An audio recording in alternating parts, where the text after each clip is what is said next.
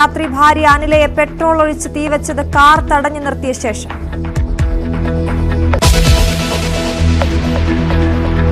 യോഗി സർക്കാരിന്റെ വിലക്ക് വകവയ്ക്കാതെ രാഹുലും പ്രിയങ്കയും സമ്പലിലേക്ക്. 5 അംഗ MP സംഘത്തെ തടയാൻ കനത്ത പോലീസ് ബന്ദോബസ്ത് ഒരുക്കി UP സർക്കാർ. നേതാക്കളെ അനുഗമിക്കാനെത്തിയ പ്രവർത്തകർ ജില്ലാ അതിർത്തിയിൽ കസ്റ്റഡിയിൽ.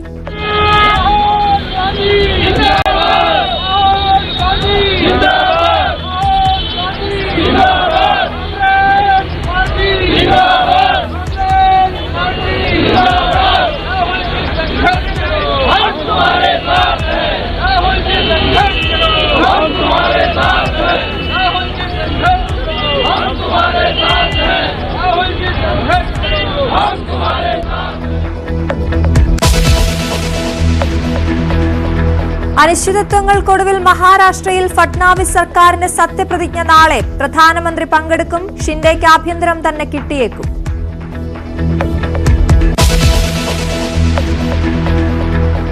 ആലപ്പുഴ കള്ളർകോട് അപകടത്തിൽ മരിച്ച 2 മെഡിക്കൽ വിദ്യാർത്ഥികളുടെ സംസ്കാരം ഇന്ന്. ആയുഷിന്റെ സംസ്കാരം കാവാലത്തും ദേവാനന്ദിന്റേത് കോട്ടയം മറ്റക്കരയിലും.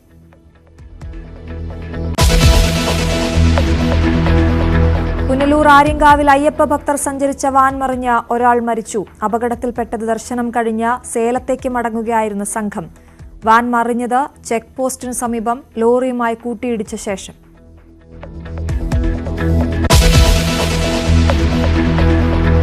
CPM പുറത്താക്കിയ മധു മുല്ലശ്ശേരി ഇന്ന് BJPയിൽ ചേരും. മാരാർജി ഭവനിലെത്തി അംഗത്വം സ്വീകരിക്കും. DYFI നേതാവായ മകൻ മിഥുനും BJPയിലേക്ക്.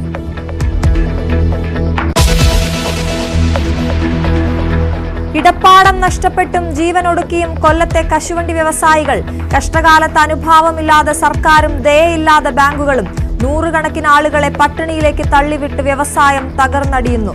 കോടികളുടെ വരുമാനം പഴങ്കഥ മാത്രം. News 18 വാർത്താ പരമ്പര ജീവിതം തകരുന്ന കൊല്ലം.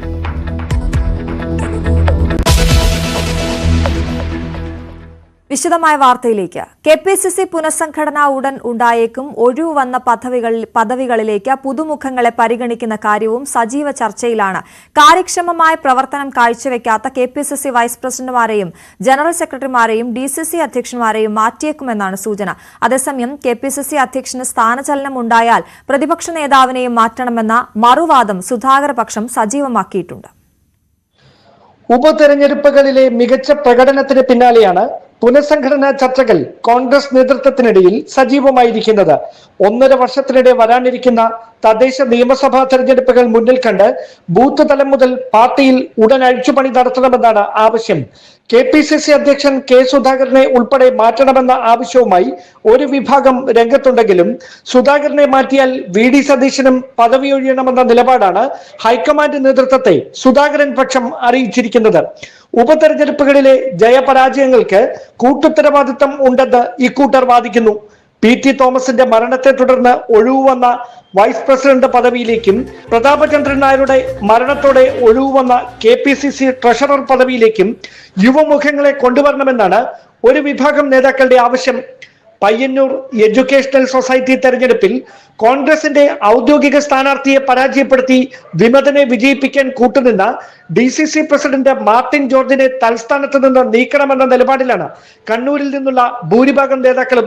അതേസമയം തിരുവനന്തപുരം DCC അധ്യക്ഷൻ പാലോട് രവിക്കെതിരെ പ്രാദേശിക നേതാക്കളുടെ എതിർപ്പ് ശക്തമാണെങ്കിലും പ്രതിപക്ഷ നേതാവ് VD സതീശന്റെ പിന്തുണയാണ് അദ്ദേഹത്തിന് ആശ്വാസമാകുന്നത്. കഴിഞ്ഞ ലോക്സഭാ തെരഞ്ഞെടുപ്പിലെ K മുരളീധരന്റെ പരാജയത്തെ തുടർന്ന് സ്ഥാനം രാജിവെച്ച തൃശൂർ DCC അധ്യക്ഷൻ ജോസ് വള്ളൂരിന് പകരക്കാരനായി ജില്ലയിൽ നിന്ന് തന്നെയുള്ള പൊതുസമ്മതനെ അധ്യക്ഷ സ്ഥാനത്തേക്ക് പരിഗണിക്കാത്തതിൽ പ്രവർത്തകർക്കിടയിലും അസംതൃപ്തി പുകയുന്നുണ്ട്. ജില്ലാ തലങ്ങളിൽ പാർട്ടിയെ ഒറ്റക്കെട്ടായി നയിക്കുന്നതിൽ കാസർഗോഡ് DCC അധ്യക്ഷൻ PK ഫൈസലിനും കൊല്ലം DCC അധ്യക്ഷൻ P രാജേന്ദ്ര പ്രസാദിനും വീഴ്ച സംഭവിച്ചെന്ന പരിഭവവും KPCC നേതൃത്വത്തിനുണ്ട്. ഇതിനു പുറമെ പ്രായാധിക്യം പരിഗണിച്ച് വയനാട് DCC അധ്യക്ഷൻ ND അപ്പച്ചനെ മാറ്റുന്ന കാര്യവും ചർച്ചയിലുണ്ട്. ഗ്രൂപ്പ് സമവാക്യങ്ങളും സാമുദായിക പ്രാതിനിധ്യവും ഉറപ്പുവരുത്തി പുനഃസംഘടന പൂർത്തിയാക്കുക എന്നതാണ് കോൺഗ്രസ് നേതൃത്വത്തിന് മുമ്പിലെ പ്രധാന വെല്ലുവിളി. തിരുവനന്തപുരത്ത് നിന്ന് ഡാൻ കുര്യൻ, News 18. ഡാൻ ചേരുന്ന വിവരങ്ങളുമായി. ഡാൻ അവസാനം പറഞ്ഞത് തന്നെയാണ് അതിന്റെ ഏറ്റവും വലിയ വെല്ലുവിളി എന്ന് പറയുന്നത്. ഈ ഗ്രൂപ്പ് സമവാക്യങ്ങളും സാമുദായിക പ്രാതിനിധ്യവും ഒക്കെ ഉറപ്പാക്കി എങ്ങനെ ഈ കാര്യങ്ങൾ ഉൾപ്പെടുത്തി പുനഃസംഘടന നടക്കുമെന്നത് ഉറ്റുനോക്കുകയാണ്. എന്താണ് ചർച്ചകൾ, ഏത് രീതിയിലാണ് പുരോഗമിക്കുന്നത്?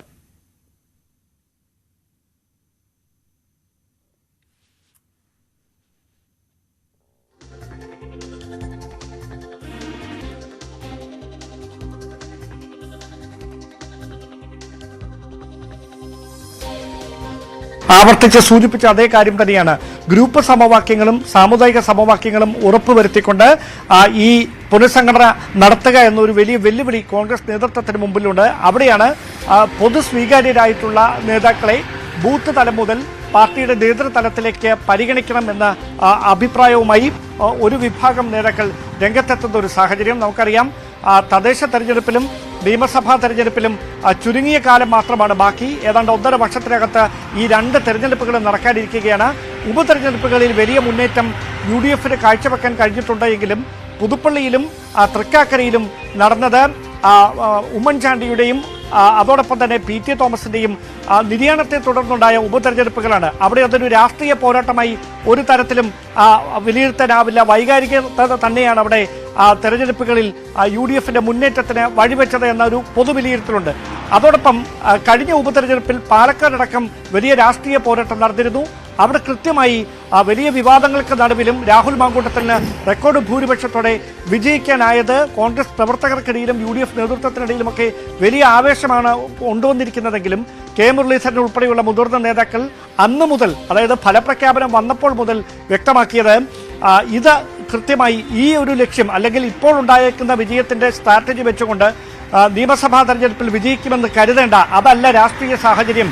അതിനപ്പുറത്ത് സംഘടനാ തലത്തിൽ പാർട്ടിയെ കൂടുതൽ ബലവത്താക്കേണ്ടതുണ്ട്. അത് എത്രയും പെട്ടെന്ന് താഴെത്തട്ട് മുതൽ തുടങ്ങണമെന്ന അഭിപ്രായമായിരുന്നു മുരളീധരൻ ഉൾപ്പെടെയുള്ള നേതാക്കൾക്ക്. പ്രത്യേകിച്ച് തൃശൂരിൽ അടക്കം പാർട്ടിക്ക് സംഘടനാ തലത്തിൽ വലിയ തരത്തിലുള്ള വീഴ്ചകൾ സംഭവിച്ചിട്ടുണ്ട് എന്നൊരു വിലയിരുത്തൽ KPCC നേതൃത്വത്തിനുണ്ട്. അതുകൊണ്ട് തന്നെയാണ് KPCC തലങ്ങളിൽ വൈസ് പ്രസിഡന്റ് സ്ഥാനം, ജനറൽ സെക്രട്ടറിമാർ, അതോടൊപ്പം DCC അധ്യക്ഷന്മാർ തുടങ്ങിയവരിൽ കാര്യക്ഷമമായ പ്രവർത്തനം കാഴ്ചവെക്കാത്തവരെ തൽസ്ഥാനങ്ങളിൽ നിന്ന് മാറ്റിക്കൊണ്ടൊരു പുനഃസംഘടന ഈ സജീവമായ ചർച്ചകളിൽ നിറയുന്ന ഒരു പശ്ചാത്തലമുണ്ടായിരിക്കുന്നത്. അതിനിടയിലാണ് KPCC അധ്യക്ഷൻ K സുധാകരനെ തന്നെ അധ്യക്ഷ സ്ഥാനത്ത് നിന്ന് മാറ്റണമെന്നൊരു നിലപാടുമായി ഒരു വിഭാഗം മുതിർന്ന നേതാക്കൾ ഹൈക്കമാൻഡിനെ സമീപിക്കുന്ന, ഹൈക്കമാൻഡുമായി അത്തരം ചർച്ചകൾ നടത്തുന്ന സാഹചര്യമുണ്ടായത്. പക്ഷേ ഹൈക്കമാൻഡിന് മുമ്പിൽ അങ്ങനെ ഒരു തീരുമാനത്തിലേക്ക് കടക്കുമ്പോൾ അതിനെ പ്രതിരോധിക്കാൻ സുധാകരൻ പക്ഷം മുമ്പോട്ട് വെക്കുന്ന പ്രധാനപ്പെട്ട കാര്യം ഒരു പാക്കേജായാണ് പ്രതിപക്ഷ നേതൃസ്ഥാനത്തേക്ക് VD സതീശനും KPCC അധ്യക്ഷ സ്ഥാനത്തേക്ക് K സുധാകരനും എത്തിയത്.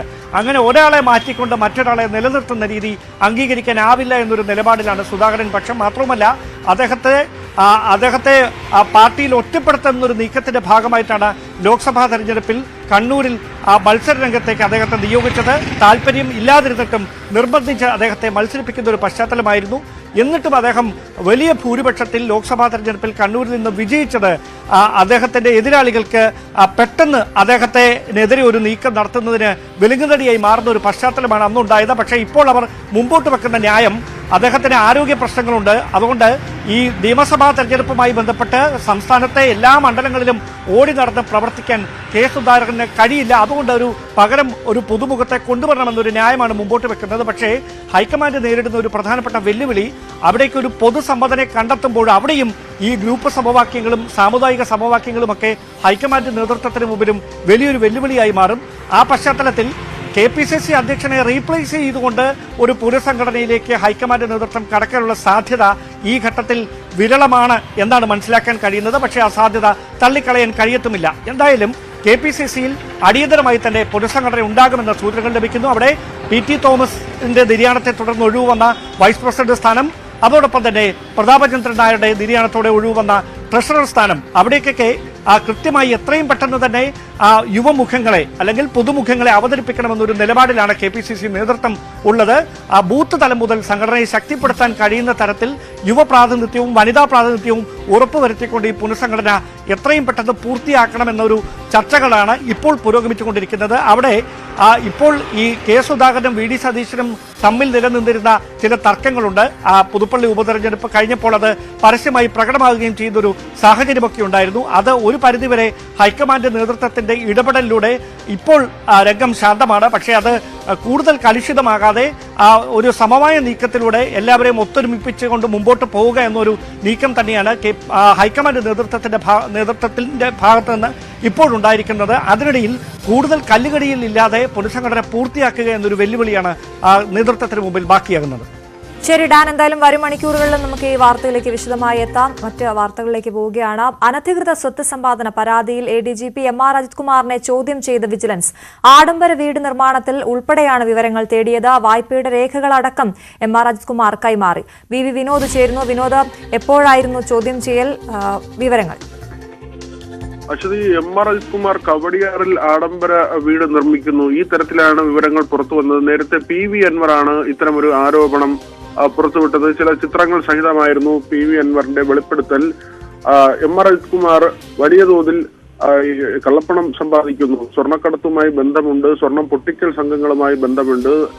SP സുജിത് ദാസും അതോടൊപ്പം തന്നെ MR അജിത് കുമാറും ചേർന്നാണ് ഇത്തരത്തിൽ തട്ടിപ്പുകൾ നടത്തുന്നത്, കൊലപാതകത്തിൽ പോലും പങ്കുണ്ട് എന്ന നിലയ്ക്കൊക്കെയുള്ള വെളിപ്പെടുത്തൽ. ഇതിന്റെ കൂടെയാണ് ഈ തരത്തിൽ അനധികൃത സ്വത്ത് സമ്പാദന പരാതി കൂടി വന്നത്. ഇങ്ങനെ ഒരു പരാതി വന്നതിനെ തുടർന്ന് വിജിലൻസിന് അത് കൈമാറിയിരുന്നു. തുടർന്ന് തിരുവനന്തപുരം സ്പെഷ്യൽ യൂണിറ്റ് 1 ഇത് സംബന്ധിച്ച അന്വേഷണം ആരംഭിക്കുകയും ചെയ്തു. ഇപ്പോൾ MR അജിത് കുമാറിൽ നിന്ന് ഇതുമായി ബന്ധപ്പെട്ട വിവരങ്ങളാണ് ശേഖരിച്ചിട്ടുള്ളത്.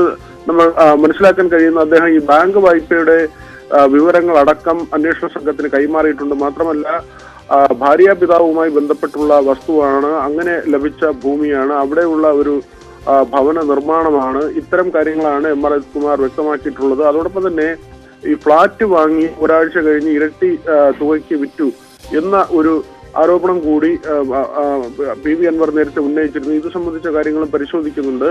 നേരത്തെ ഈ തൃശൂർ പൂരം അലങ്കോലപ്പെട്ടതുമായി ബന്ധപ്പെട്ട വിവാദം ഉയരുകയും DGPയുടെ പ്രാഥമിക അന്വേഷണ റിപ്പോർട്ട് വരികയും ചെയ്തു. അവിടെ സ്ഥലത്തുണ്ടായിരുന്ന MR അജിത് കുമാർ ആ വിഷയത്തിൽ ഇടപെട്ടില്ല എന്നത് അടക്കമുള്ള പരാമർശങ്ങൾ ഈ റിപ്പോർട്ടിന്റെ ഭാഗമായി ഉണ്ടായി. തുടർന്ന് ADGP ലോ ആൻഡ് ഓർഡർ ക്രമസമാധാന ചുമതലയുള്ള ADGP സ്ഥാനത്ത് നിന്ന് MR അജിത് കുമാറിനെ മാറ്റിക്കൊണ്ട് സർക്കാരിന്റെ നടപടി ഉണ്ടാവുകയും ചെയ്തിരുന്നു. അച്യുതി. ശരി വിനോദ്.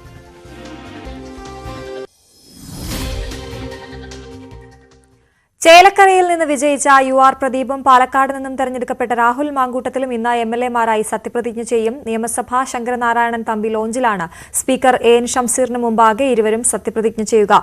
UR പ്രദീപ് 2016 ചേലക്കരയിൽ നിന്നും തെരഞ്ഞെടുക്കപ്പെട്ട് നിയമസഭയിലേക്ക് എത്തിയിരുന്നു. രാഹുൽ മാങ്കൂട്ടത്തിൽ ആദ്യമായാണ് സഭയിലേക്ക് എത്തുന്നത്.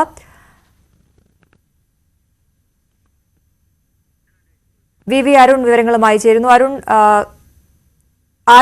മറ്റാരൊക്കെയാണ് സത്യപ്രതിജ്ഞാ ചടങ്ങിൽ പങ്കെടുക്കുക? എന്തൊക്കെയാണ് വിവരങ്ങൾ? അശ്വതി, കേരളം വളരെ ശ്രദ്ധയോടെ കാത്തിരുന്ന അല്ലെങ്കിൽ കണ്ട 2 ഉപതെരഞ്ഞെടുപ്പുകൾ, ആ ഉപതെരഞ്ഞെടുപ്പുകൾ വിജയിച്ചവർ ഇന്ന് MLA-മാരായി സത്യപ്രതിജ്ഞ ചെയ്യുകയാണ്. ഉച്ചയ്ക്ക് 12 മണിക്ക് നിയമസഭയിലെ ശങ്കരനാരായണൻ തമ്പി ലോഞ്ചിലാണ് സത്യപ്രതിജ്ഞ. സാധാരണഗതിയിൽ സഭാസമയം നടക്കുകയാണെങ്കിൽ സഭയ്ക്കുള്ളിൽ സത്യപ്രതിജ്ഞയുള്ള അവസരമുണ്ടാകും. ഈ സർക്കാരിന്റെ കാലത്ത് ചാണ്ടി ഉമ്മനെ അങ്ങനെ സഭയ്ക്കുള്ളിൽ സഭാസമയം നടക്കുമ്പോൾ ചർച്ച ചെയ്യാനുള്ള അവസരം സത്യപ്രതിജ്ഞയുള്ള അവസരം ലഭിച്ചിരുന്നു. തൃക്കാക്കര MLA വിജയിച്ചു, ഉപതെരഞ്ഞെടുപ്പിലൂടെ വിജയിച്ചു വന്ന ഉമാ തോമസ് സ്പീക്കറുടെ ചേംബറിലാണ് സത്യപ്രതിജ്ഞ ചെയ്തത്. ഇപ്പോൾ ഈ 2 പുതിയ MLA-മാർക്കും സത്യപ്രതിജ്ഞയ്ക്ക് ശങ്കരനാരായണൻ തമ്പി ലോഞ്ച് ഒരുക്കുന്നത് ഇവരുടെ ബന്ധുക്കൾക്കും അതുപോലെ തന്നെ പാർട്ടി പ്രവർത്തകർക്കും സത്യപ്രതിജ്ഞ ചടങ്ങുകൾ കാണാനുള്ള ഒരു അവസരം ഒരുക്കാനാണ്. ശങ്കരനാരായണൻ തമ്പി ഹാളിൽ നിരവധി പേർക്ക് ഇരിക്കാനുള്ള സൗകര്യമുണ്ട്. അങ്ങനെ ഇവരുടെ പാർട്ടി പ്രവർത്തകർക്കും അതുപോലെ തന്നെ കുടുംബാംഗങ്ങൾക്കുമൊക്കെ സത്യപ്രതിജ്ഞയിൽ പങ്കെടുക്കാൻ കഴിയും. 12 മണിക്ക് സത്യപ്രതിജ്ഞ നടക്കും. സ്പീക്കർ AN ഷംസീറും മുഖ്യമന്ത്രി പിണറായി വിജയനും പ്രതിപക്ഷ നേതാവ് അടക്കമുള്ള പ്രമുഖർ സത്യപ്രതിജ്ഞ ചടങ്ങിൽ പങ്കെടുക്കും. ശരി അരുൺ. ആര്യങ്കാവിൽ ശബരിമല തീർത്ഥാടകർ സഞ്ചരിച്ച വാഹനം അപകടത്തിൽപ്പെട്ട് ഒരാൾ മരിച്ചു. സേലം സ്വദേശി ധനപാലനാണ് മരിച്ചത്. കൊല്ലം തിരുമംഗലം ദേശീയപാതയിൽ ആര്യങ്കാവ് റെയിൽവേ സ്റ്റേഷന് സമീപം പുലർച്ചെയായിരുന്നു അപകടം. തമിഴ്നാട്ടിൽ നിന്നും ചരക്കുമായി കേരളത്തിലേക്ക് വന്ന ലോറിയും ശബരിമല തീർത്ഥാടകർ സഞ്ചരിച്ച മിനി ബസ്സുമാണ് ഇടിച്ചത്. പരിക്കേറ്റവരെ തിരുവനന്തപുരം മെഡിക്കൽ കോളേജിൽ പ്രവേശിപ്പിച്ചു. ചരക്ക് ലോറി അമിത വേഗതയിൽ ആയിരുന്നുവെന്ന് മിനി ബസിന്റെ ഡ്രൈവർ പറഞ്ഞു. நான் ஸ்லோ பண்ணி நிறுத்திட்டேன், வரதை பார்த்துட்டு லெஃப்ட் வார நிறுத்தின உடனே பயங்கர பாஸ்ட் வந்து அடிச்சதுல வண்டி கீழே 30 அடி கீழே வந்துட்டேன். ஸ்ட்ரைட் நேருக்கு நேரம் வந்து அடிச்சிட்டாரு. டாரஸ் லாய்டு நிறுத்திட்டேன். நிறுத்தின உடனே வந்து அடிச்சா வண்டி மரண சாத்து அதுல வண்டி கீழே போயிடுச்சு. அவரு வந்து நேரா வந்தாரு. ஒரு லாரி வந்துட்டு இருந்துச்சு, சைடு போட்டாரு. சைடு போயிட்டு நேரா வந்து அடிச்சிட்டாரு. ஃபுல்லா வந்துட்டு அப்படி നേരം സ്ട്രൈറ്റ് வந்து സാത്തിട്ട് அப்படி. തെന്മല പോലീസും നാട്ടുകാരും ചേർന്നാണ് രോഗികളെ ആശുപത്രിയിൽ എത്തിച്ചത്.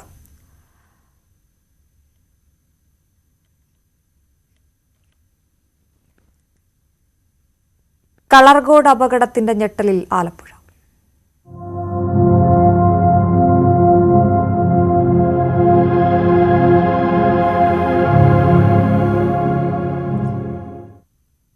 അപകടത്തിൽ മരിച്ച 2 MBBS വിദ്യാർത്ഥികളുടെ സംസ്കാരം ഇന്ന്. ആയുഷിന്റെ സംസ്കാരം രാവിലെ 10 മണിക്ക് കാവാലത്ത് നടക്കും. 2 മണിയോടെ പാലായിലെ തറവാട്ട് വളപ്പിലാണ് ദേവാനന്ദന്റെ സംസ്കാര ചടങ്ങുകൾ. പരിക്കേറ്റവരുടെ ചികിത്സ വിലയിരുത്താൻ മെഡിക്കൽ ബോർഡ് യോഗം ഇന്ന് ചേരും. ചികിത്സയിലുള്ള ഒരു വിദ്യാർത്ഥിയുടെ നില അതീവ ഗുരുതരമാണ്. അപകട സമയത്ത് കാർ ഓടിച്ചിരുന്ന വിദ്യാർത്ഥിയുടെ ലൈസൻസ് സസ്പെൻഡ് ചെയ്യും. ബസ് ഡ്രൈവർ കുറ്റക്കാരൻ അല്ലെന്നും അപകട മരണങ്ങളിൽ പ്രാഥമിക റിപ്പോർട്ടിൽ പ്രതി ചേർക്കുന്നത് സ്വാഭാവികമെന്നും പോലീസ് അറിയിച്ചു. ശരണ്യ സ്നേഹജൻ വിവരങ്ങളുമായി ചേരുന്നു. ശരണ്യ, ഈ സംസ്കാര ചടങ്ങുകൾ എപ്പോഴാണ് നടക്കുക? 2 പേരുടേത്. ഈ കേസ് അന്വേഷണം എങ്ങനെ പുരോഗമിക്കുന്നു? പരിക്കേറ്റവരുടെ നില എങ്ങനെയാണ്? ആയുഷിന്റെ സംസ്കാര ചടങ്ങുകൾ ഇപ്പോൾ കാവാലത്തെ വീട്ടുവളപ്പിൽ നടക്കും. ആയുഷിന്റെ അമ്മയും അച്ഛനും ഇൻഡോറിൽ നിന്ന് ഇന്നലെ ഉച്ചയ്ക്ക് ശേഷം വീട്ടിലെത്തിയിരുന്നു. അവര് ഇവിടെ വർഷങ്ങളായി ഇവിടെ താമസിക്കുന്നവരല്ല, ഇൻഡോറിലാണ് കുടുംബവുമായി താമസിക്കുന്നത്. ആയുഷ് MBBS പഠനത്തിനായാണ് ആലപ്പുഴയിലേക്ക് എത്തുകയും കാവാലത്തെ അച്ഛന്റെ വീട്ടിൽ താമസിക്കുകയും ചെയ്തിട്ടുള്ളത്. അവിടെയാണ് ഇപ്പോൾ സംസ്കാര ചടങ്ങുകൾ നടക്കാൻ പോകുന്നത്. 10 മണിയോടുകൂടി ആയുഷിന്റെ സംസ്കാര ചടങ്ങുകൾ ആരംഭിക്കും. ഇന്നലെ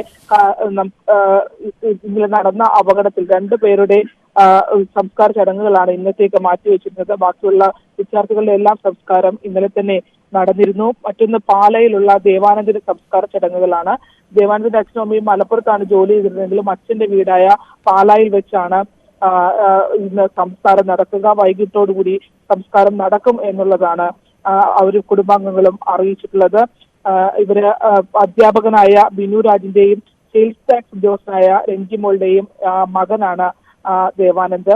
കുട്ടി MBBS പഠനവുമായി ബന്ധപ്പെട്ട് ഇവര് വർഷങ്ങളായി മലപ്പുറത്താണ് ജോലി ചെയ്യുന്നത്. പക്ഷേ അച്ഛന്റെ കുടുംബ വീട് പാലയിലാണ് ഇന്ന് സംസ്കാരം നടക്കുക. 2 കുട്ടികളുടെയും സംസ്കാരം ഇന്ന് നടക്കും. ഒപ്പം തന്നെ ആശുപത്രിയിലുള്ള വിദ്യാർത്ഥികളുടെ നിലയിൽ തന്നെ എടത്വ സ്വദേശി ആൽവിന്റെ നില ഗുരുതരമായി തുടരുകയാണ്.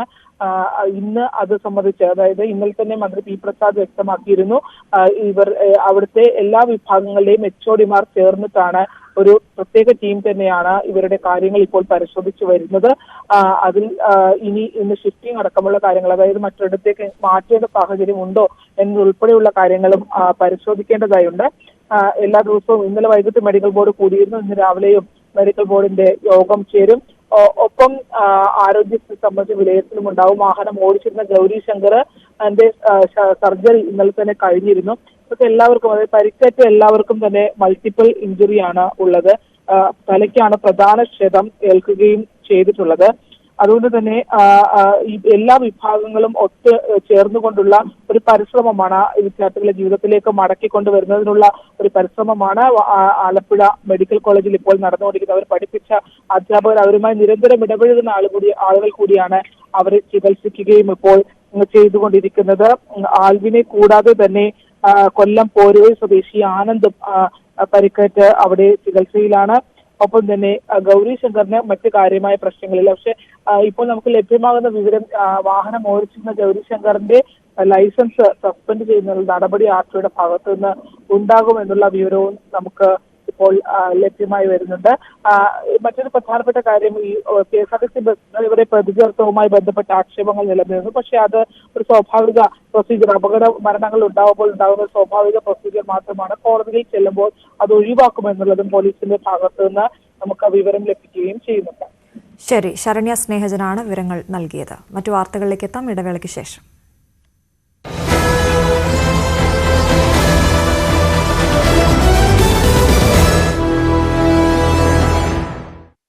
ആലപ്പുഴ കളർക്കോട് വാഹനാപകടത്തിൽ മരിച്ച MBBS വിദ്യാർത്ഥികൾക്ക് യാത്രാമൊഴി. പൊതുദർശനത്തിന് ശേഷം മൃതദേഹം ബന്ധുക്കൾക്ക് വിട്ടുനൽകി. ലക്ഷദ്വീപ് സ്വദേശി മുഹമ്മദ് ഇബ്രാഹിമിന്റെ സംസ്കാര ചടങ്ങുകൾ എറണാകുളം ടൗൺ ജുമാ മസ്ജിദിൽ നടന്നു. ആലപ്പുഴ സ്വദേശി ആയുഷ് ഷാജിയുടെ സംസ്കാരം നാളെ നടക്കും. ദേവനന്ദന്റെ സംസ്കാരം നാളെ കോട്ടയം മറ്റക്കരയിലെ കുടുംബ വീട്ടിൽ. പരിക്കേറ്റ 2 പേരുടെ നില ഗുരുതരം.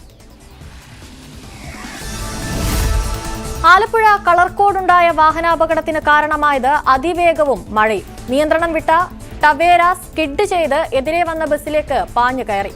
ബസ് പരമാവധി ഒതുക്കിയിട്ടും കാർ ഇടിച്ചു കയറി. അപകടത്തിൽ ഡ്രൈവർ തെറിച്ച് പുറത്തേക്ക് വീണെന്ന് ദൃക്സാക്ഷികൾ. പുറത്തെടുത്തപ്പോൾ തന്നെ 2 പേർ മരിച്ചിരുന്നുവെന്നും രക്ഷാപ്രവർത്തനത്തിൽ ഏർപ്പെട്ട പ്രദീപ്. റോഡിൽ സ്ട്രീറ്റ് ലൈറ്റ് ഇല്ലായിരുന്നുവെന്ന് പ്രദേശവാസികൾ. ഇടയ്ക്കിടെ അപകടങ്ങൾ ഉണ്ടാകാറുണ്ടെന്നും നാട്ടുകാർ. വാഹനത്തെക്കുറിച്ച് വിശദ അന്വേഷണം നടത്തുമെന്ന് ആലപ്പുഴ കളക്ടർ അലക്സ് വർഗീസ്. വാഹനത്തിന്റെ കാലപ്പഴക്കം, വാടകയ്ക്ക് ലഭിച്ചതെന്നിവയെ സംബന്ധിച്ച് അന്വേഷിക്കും. 14 വർഷം പഴക്കമുള്ളതാണ് വാഹനമെന്നും കളക്ടർ. മെഡിക്കൽ വിദ്യാർത്ഥികളുടെ മരണത്തിൽ അനുശോചനം രേഖപ്പെടുത്തി മുഖ്യമന്ത്രി. സംഭവം അത്യന്തം വേദനാജനകമാണെന്ന് പിണറായി വിജയൻ.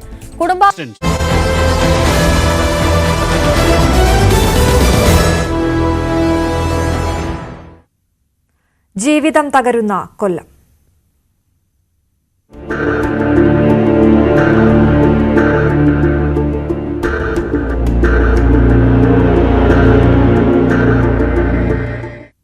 കേരളത്തിന്റെ കൺമുന്നിൽ ഒരു പരമ്പരാഗത വ്യവസായം മരിച്ചു വീഴുകയാണ്. കോടികളുടെ വിദേശ നാണ്യം നേടിനിർത്തിരുന്ന കശുവണ്ടി മേഖല ഇനി നിലനിൽക്കണമോ വേണ്ടയോ എന്ന് തീരുമാനിക്കേണ്ടത് കേന്ദ്ര സംസ്ഥാന സർക്കാരുകളും ദയയില്ലാതെ പെരുമാറുന്ന ബാങ്കുകളുമാണ്. കൊല്ലത്ത് കോവിഡിന് ശേഷമുള്ള സാമ്പത്തിക പ്രതിസന്ധിയിൽ ഇതുവരെ ജപ്തി ചെയ്തത് 30-ലധികം കശുവണ്ടി വ്യാപാരികളുടെ വീടുകളാണ്. സാമ്പത്തികമായി തകർന്ന ഒരു വ്യാപാരി ആത്മഹത്യയിൽ അവസാനിപ്പിച്ചു ജീവിതം. ന്യൂസ് 18 ക്യാമ്പയിൻ തുടരുന്നു.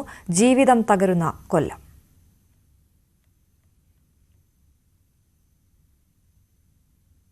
കൊല്ലത്ത് കശുവണ്ടി വ്യവസായം നടത്തിയിരുന്ന നിയാസ് എന്ന വ്യക്തിയുടെ വീടിന് മുന്നിലാണ് നമ്മൾ ഇപ്പോൾ ഉള്ളത്. ഈ വീടും ജപ്തി ചെയ്ത് പോയിരിക്കുന്നു. പഞ്ചാബ് നാഷണൽ ബാങ്കാണ് വീട് ജപ്തി ചെയ്തിട്ടുള്ളത്. 1,37,00,000 രൂപയുടെ ബാധ്യതയാണുണ്ടായത്. ഒരു സമയത്ത് 3 ഫാക്ടറി കേരളത്തിൽ തൊഴിലാളികൾക്ക് എല്ലാ ആനുകൂല്യങ്ങളും സർക്കാർ പ്രഖ്യാപിച്ച എല്ലാ ആനുകൂല്യങ്ങളും കൊടുത്തുകൊണ്ട് 3 ഫാക്ടറിയിൽ ഏതാണ്ട് 350-400ഓളം സ്ത്രീ തൊഴിലാളികൾ പണി കൊടുത്തൊരു വ്യവസായിയുടെ വീടാണിത്. നിങ്ങൾക്ക് ഈ വീട് കാണുമ്പോൾ അറിയാം, ഈ നഗരത്തിൻ്റെ ഹൃദയഭാഗത്താണ് ഈ വീട് സ്ഥിതി ചെയ്യുന്നത്. എല്ലാ സുഖ സൗകര്യങ്ങളും കൂടി നല്ല നിലയിൽ ജീവിച്ച് വന്ന് നല്ല നിലയിൽ വ്യവസായം നടത്തി തൊഴിലാളികൾക്ക് തൊഴിൽ കൊടുക്കണമെന്ന് പറഞ്ഞ് വളരെ ആഗ്രഹിച്ച് മുന്നോട്ട് പോയ യുവ വ്യവസായിയാണ് അദ്ദേഹത്തിന് ഇതേ കണക്ക് പഞ്ചാബ് നാഷണൽ ബാങ്ക് ഒരു സുപ്രഭാതത്തിൽ വന്ന് അദ്ദേഹത്തിനെയും അദ്ദേഹത്തിൻ്റെ 2 കുട്ടികളെയും അദ്ദേഹത്തിൻ്റെ ഭാര്യയും പ്രായമായ ഏതാണ്ട് 10-80 വയസ്സോളം പ്രായമായ മാതാവിനെയും അവർ ഈ വീട്ടിൽ നിന്ന് ഇറക്കി വിട്ടു. കുറച്ച് മുന്നേ ഇദ്ദേഹം ഈ വീടിൻ്റെ ബാക്ക് വശം, അതായത് ബെൻസിഗർ ഹോസ്പിറ്റലിലെ എൻട്രൻസിലായിട്ട് ചെറിയൊരു റെസ്റ്റോറൻറ്റ് തുടങ്ങി. ആ റെസ്റ്റോറൻറ്റ് അദ്ദേഹത്തിൻ്റെ വ്യവസായ പ്രതിസന്ധി ഉപജീവന മാർഗ്ഗത്തിന് വേണ്ടി തുടങ്ങിയ റെസ്റ്റോറൻറ്റ് അത് ഏതാണ്ട് ഈ അടുത്ത സമയത്ത് 10-20 ലക്ഷം രൂപയോളം കടം വാങ്ങി റിന്യൂവേറ്റ് ചെയ്ത ഹോട്ടൽ ആരംഭിച്ച് ആ ഹോട്ടൽ വരെ അവർ കൂട്ടിക്കൊണ്ട് വന്ന അതിനൊരു സാവകാശം കൊടുക്കാൻ ഞങ്ങൾ കാല് പിടിച്ച് ബാങ്കുകാരോട് അപേക്ഷിച്ചു. രജിസ്റ്റർ ചെയ്ത 850 കശുവണ്ടി ഫാക്ടറികൾ പ്രവർത്തിച്ചിരുന്ന കൊല്ലം ജില്ല ഇന്നുള്ളത് 50ഓളം കേന്ദ്രങ്ങൾ മാത്രം. ഓരോ ഫാക്ടറികളിലും ജോലി ചെയ്തിരുന്നത് ഏതാണ്ട് 200 വീതം തൊഴിലാളികൾ, അതിലേറെയും സ്ത്രീകൾ. കോവിഡ് വന്നതോടെ കയറ്റുമതി നിലച്ചു. നിരവധി പേർക്ക് തൊഴിലുകൾ നൽകിയിരുന്ന വ്യവസായികൾ വീടുകൾ ജപ്തിയിലായി ഇന്ന് ഏത് നാട്ടിൽ ജീവിക്കുന്നു എന്ന് പോലും അറിയില്ല. പരമ്പരാഗത വ്യവസായങ്ങളെക്കുറിച്ച് പറയാതെ ഒരു ബജറ്റ് പ്രസംഗവും സംസ്ഥാന നിയമസഭയിൽ ഉണ്ടായിട്ടില്ല. പലപ്പോഴും ഇങ്ങനെയുള്ള വ്യവസായങ്ങൾക്ക് കോടിക്കണക്കിന് രൂപ അനുവദിച്ചതായി ധനമന്ത്രിമാർ പ്രസംഗത്തിൽ പറയാറുമുണ്ട്. താങ്കളുടെ മാനസികാവസ്ഥ മനസ്സിലാക്കാൻ കഴിയും. താങ്കൾ താമസിച്ചിരിക്കുന്ന വീട് ഏത് നിമിഷവും ജപ്തിയിൽ പോകുന്ന ഒരു ഘട്ടമാണ്. ഇപ്പോൾ എന്താണ്, വീട്ടിൽ ആരൊക്കെയാണുള്ളത്, എന്താണ് അവസ്ഥ? ഇപ്പോഴത്തെ അമ്മായും ഭാര്യയും ഒരു കൊച്ചുമോളുമാണ്. എങ്ങനെയായിരുന്നു ഈ വ്യാപാരം? എങ്ങനെയായിരുന്നു? പരിപ്പ് കൊണ്ടുവന്നിട്ട് ഇവിടെ നിന്ന് പ്രോസസ്സ് ചെയ്ത് കൊടുക്കുകയായിരുന്നു? പരിപ്പ് പല കമ്പനികളിൽ നിന്നും എടുത്തിട്ട് നമ്മളത് തരംതിരിഞ്ഞ് അതിൻ്റെ കളറും അതിൻ്റെ ചെറുപ്പവും വലുപ്പമൊക്കെ തരംതിരിഞ്ഞിട്ട് പൂനെ, ഡൽഹി അങ്ങനെയൊക്കെ അയപ്പായിരുന്നു. ഏത് ബാങ്കിൽ നിന്നാണ് വായ്പ എടുത്തത്? എത്ര രൂപ വായ്പ എടുത്തിരുന്നു? തമിഴ്നാട് മെർക്കൻറ്റൈൽ ബാങ്കിൽ നിന്ന് നമ്മൾ 50 ലക്ഷം രൂപയാണ് എടുത്തേക്കുന്നത്. ഇപ്പോൾ അത് പലിശ സഹിതം 65 ആയിട്ടുണ്ട്. കല്ലുംതാഴത്ത് 3 മാസം മുൻപ് ജപ്തിയിലായ വീടിന് മുന്നിലാണ് നമ്മളിപ്പോൾ ഉള്ളത്. പ്രവാസ ലോകത്ത് ജോലി ചെയ്തിരുന്ന വ്യവസായി അദ്ദേഹം നാട്ടിലെത്തി ഒരു സംരംഭം തുടങ്ങുന്നു. കശുവണ്ടി വ്യവസായത്തിലെത്തിയ അദ്ദേഹത്തിന് പിന്നെ കാത്തിരുന്നത് ദുരന്തങ്ങളുടെ കാലമാണ്. എന്താണ് ഇവിടെ ഉണ്ടായിരുന്ന നൗഷാദ് എന്ന വ്യവസായിക്ക് സംഭവിച്ചത്? അദ്ദേഹം നല്ലൊരു കമ്പനി ഈ വിദേശ രാജ്യത്ത് തുടങ്ങി അത് വിറ്റിട്ടാണ് അദ്ദേഹം ഇവിടെ വന്ന് വ്യവസായം ആരംഭിച്ചത്. പക്ഷേ ഇപ്പോൾ അദ്ദേഹം ആ വിറ്റ കമ്പനിയിൽ ജോലി തേടി വീണ്ടും അദ്ദേഹം ആ പ്രവാസ ലോകത്തേക്ക് തിരിച്ചു പോയിരിക്കുകയാണ്. അദ്ദേഹത്തിൻ്റെ പ്രായമായ ഏതാണ്ട് 80 വയസ്സോളം പ്രായമായ ഒരു മാതാവും അദ്ദേഹത്തിൻ്റെ ഭാര്യയും ഒരു പൊടി മകളുമാണ് ഈ വീട്ടിൽ താമസിച്ചിരുന്നത്. ഒരു ബാങ്ക് ഒരു സുപ്രഭാതത്തിൽ വന്ന് ഈ മാതാവിനെയും ഈ ഭാര്യയും കുട്ടിയെയും ഇവിടുന്ന് ഇറക്കി വിടുകയും ഈ വീട് ജപ്തി ചെയ്യുകയും ആ മാതാവ് അവർ ഇപ്പോൾ ഏതൊരു വാടക വീട്ടിൽ താമസിക്കുകയാണ്. മൊറട്ടോറിയം ഉൾപ്പെടെ സാവകാശം ആവശ്യപ്പെട്ട് 2021-ലും 2022-ലും വ്യവസായികൾ നൽകിയ അപേക്ഷകളിൽ വ്യവസായ വകുപ്പിൽ നിന്ന് മറുപടി ലഭിച്ചത് കഴിഞ്ഞ ആഴ്ചകളിൽ. എന്ത് ഇടപെടലാണ് വേണ്ടതെന്നാവശ്യപ്പെട്ട് ജില്ലാ വ്യവസായ വകുപ്പിൽ നിന്ന് വിളിയെത്തുമ്പോൾ വീടുകൾ ജപ്തിയിലായി എന്നത് മാത്രമല്ല, ബാങ്കുകൾ ഇതിനകം പലതും ലേലം നടത്തി കഴിയുകയും ചെയ്തു. പല സ്ഥലങ്ങൾ കണ്ടു. ഒരുപക്ഷെ വലിയ വേദന തോന്നുന്നൊരു ദൃശ്യമാണിത്. ഒരു വീട് മുഴുവൻ കാട് കയറി നിൽക്കുക എന്നത്. ഇവിടെയും ഒരു വ്യവസായി താമസിച്ചിരുന്നതാണ്. തീർച്ചയായിട്ടും ഏതാണ്ട് അദ്ദേഹത്തിൻ്റെ 3 തലമുറ മുന്നേ ഉള്ള കുടുംബക്കാർ തുടങ്ങി വെച്ച ഈ വ്യവസായമാണ്. അത് 2, 3, 4ാമത്തെ തലമുറയിലാണ് അദ്ദേഹം വന്ന് ഈ വ്യവസായം നടത്തി അദ്ദേഹത്തിനാണ് ഈ ഗതിയിൽ എത്തിച്ചേർന്നത്. ഒരു കാലത്ത് അദ്ദേഹം ഏതാണ്ട് 3-4ഓളം ഫാക്ടറികൾ നടത്തിയിരുന്ന അദ്ദേഹം ഇവിടെ കൊല്ലത്ത് അറിയപ്പെടുന്ന ഒരു എക്സ്പോർട്ടറായിരുന്നു. ഈ എക്സ്പോർട്ടർ ഈ വന്ന ആ കൊടുങ്കാറ്റിൽ അദ്ദേഹം വീണു. പരമ്പരാഗത വ്യവസായത്തെക്കുറിച്ച് എല്ലാ കാലവും മാറി മാറി വരുന്ന സർക്കാരുകൾ പറയുന്നതാണ്. കേന്ദ്ര സർക്കാരും വലിയ പ്രാധാന്യം നൽകുന്നുണ്ട്. പക്ഷേ ഇതെല്ലാം വാക്കുകളിൽ മാത്രം ഒതുങ്ങുന്ന ഒരു സാഹചര്യമാണ്. കൊല്ലത്ത് നിന്ന് നമുക്ക് റിപ്പോർട്ട് ചെയ്യാൻ കഴിയുന്നത് ഓരോ വ്യവസായികളും അവരുടെ വീട് നഷ്ടപ്പെട്ട് വഴിയാധാരമായി പോകുന്ന ഒരു അവസ്ഥയെക്കുറിച്ചാണ്. എന്താണ് ഇവിടെ സർക്കാരിന് ചെയ്യാൻ കഴിയുക? ബാങ്കുകൾ മനുഷ്യത്വപരമായി ഇടപെടേണ്ടതുണ്ട്. സന്തോഷ് മണക്കാടിനൊപ്പം BV വിനോദ്, ന്യൂസ് 18 കൊല്ലം. കൊല്ലത്ത് ഭാര്യയെ പെട്രോൾ ഒഴിച്ച് തീ കൊളുത്തി കൊന്ന കേസിലെ പ്രതി പത്മരാജന്റെ അറസ്റ്റ് രേഖപ്പെടുത്തി. ഇന്നലെ രാത്രിയാണ് നഗരത്തിലെ ചെമ്മാമുക്കിൽ ബേക്കറി ഉടമയായ അനിലയും ജീവനക്കാരനായ സോണിയും സഞ്ചരിച്ച കാർ തടഞ്ഞ് പത്മരാജൻ പെട്രോൾ ഒഴിച്ച് തീയിട്ടത്. ബേക്കറിയിൽ പങ്കാളിയായ ഹനീഷാണ് കാറിലൊപ്പമുണ്ടായിരുന്നതെന്ന് കരുതിയാണ് കാറിന് തീവെച്ചതെന്നാണ് പത്മരാജന്റെ മൊഴി. പൊള്ളലേറ്റ സോണി ചികിത്സയിലാണ്. വിവരങ്ങളുമായി ഡാൻ കുര്യൻ ചേരുന്നു. ഡാൻ, എന്തൊക്കെ കാര്യങ്ങളാണ് പത്മരാജൻ ഇപ്പോൾ പോലീസിനോട് പറഞ്ഞിരിക്കുന്നത്? അന്വേഷണം എങ്ങനെ പുരോഗമിക്കും?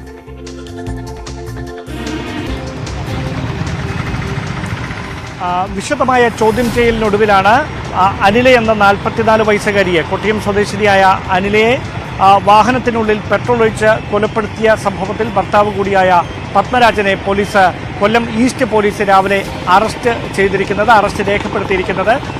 രാത്രി ഏറെ നേരം വിശദമായി തന്നെ പത്മരാജനെ പോലീസ് ചോദ്യം ചെയ്തിരുന്നു. അവർ 2 നിഗമനങ്ങളിലേക്കാണ് ഈ ചോദ്യം ചെയ്യലിനൊടുവിലെത്തുന്നത്.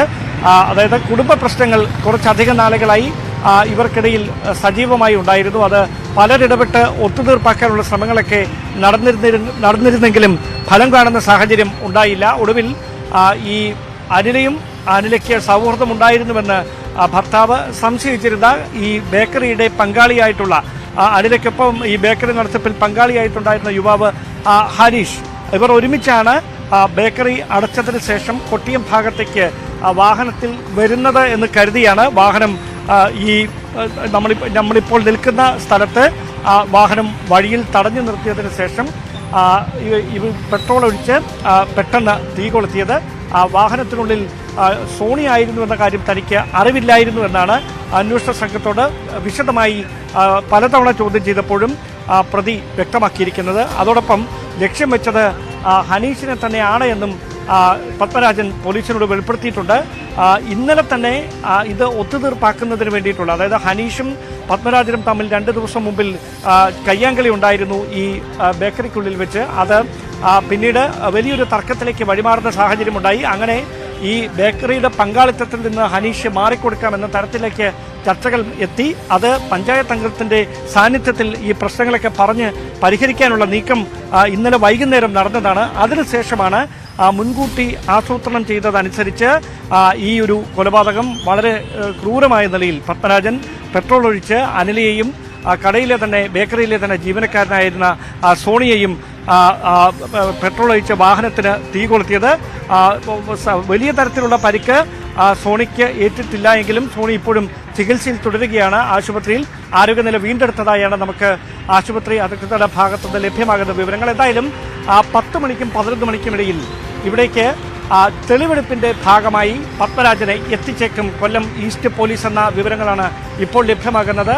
അതോടൊപ്പം തന്നെ ഇൻക്വസ്റ്റ് നടപടികൾ പാരിപ്പള്ളി മെഡിക്കൽ കോളേജ് ആശുപത്രിയിൽ പുരോഗമിക്കുകയാണ്. ആ നടപടികൾ പൂർത്തിയാക്കിയതിനു ശേഷം ഉച്ചയോടെ അനിലയുടെ ജന്മദേശത്തേക്ക് അവരുടെ മൃതദേഹം എത്തിക്കുമെന്നാണ് അറിയാൻ കഴിയുന്നത്. ശരി, എന്തായാലും സംശയരോഗം മൂലമാണ് കൊലപാതകമെന്നാണ് എഫ്ഐആറിൽ പറഞ്ഞിരിക്കുന്നത്. ഡാൻ കുര്യനാണ് വിവരങ്ങൾ നൽകിയത്. കെ റെയിലിന് ജീവൻ വയ്ക്കുമോ?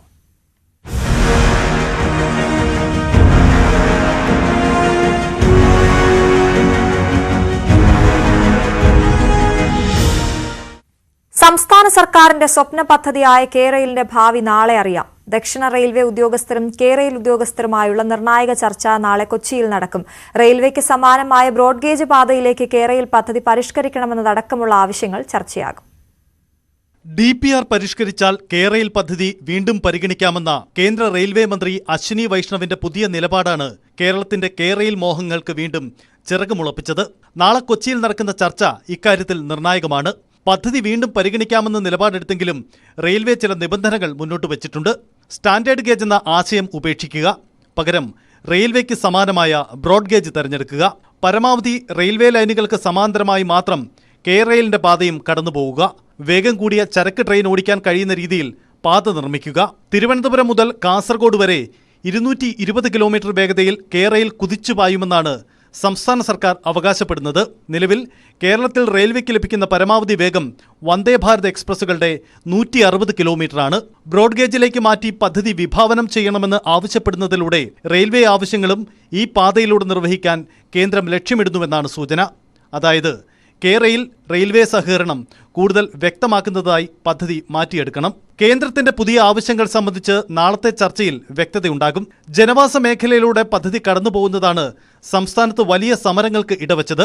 ജനജീവിതത്തെ പരമാവധി ബാധിക്കാത്ത തരത്തിൽ എലവേറ്റഡ് പാത വേണമെന്ന നിർദ്ദേശം റെയിൽവേ മുന്നോട്ട് വയ്ക്കാൻ സാധ്യതയുണ്ട്. പാരിസ്ഥിതിക സാങ്കേതിക കാര്യങ്ങളിൽ തിരുത്തൽ വരുത്തിയാൽ പദ്ധതി പരിഗണിക്കാമെന്ന കേന്ദ്രമന്ത്രിയുടെ നിലപാട് ഇക്കാര്യം മുൻനിർത്തിയാണെന്നാണ് സൂചന. ഇത് പക്ഷേ പദ്ധതിയുടെ ചിലവ് കൂട്ടുമെന്ന ആശങ്ക കേരളം ചൂണ്ടിക്കാട്ടും. റെയിൽവേ നിർദ്ദേശപ്രകാരം ബ്രോഡ്ഗേജിലേക്ക് മാറിയാൽ ഭൂമി വിട്ടുതരുമോ എന്നതിൽ കേരളം യോഗത്തിൽ വ്യക്തത തേടും. News desk, news 18. ഇടവേള.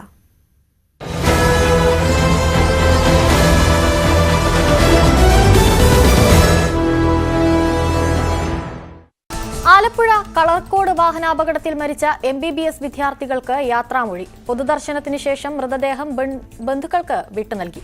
ലക്ഷദ്വീപ് സ്വദേശി മുഹമ്മദ് ഇബ്രാഹിമിന്റെ സംസ്കാര ചടങ്ങുകൾ എറണാകുളം ടൗൺ ജുമാ മസ്ജിദിൽ നടന്നു. ആലപ്പുഴ സ്വദേശി ആയുഷ് ഷാജിയുടെ സംസ്കാരം നാളെ നടക്കും. ദേവനന്ദന്റെ സംസ്കാരം നാളെ കോട്ടയം മറ്റക്കരയിലെ കുടുംബ വീട്ടിൽ. പരിക്കേറ്റ 2 പേരുടെ നില ഗുരുതരം.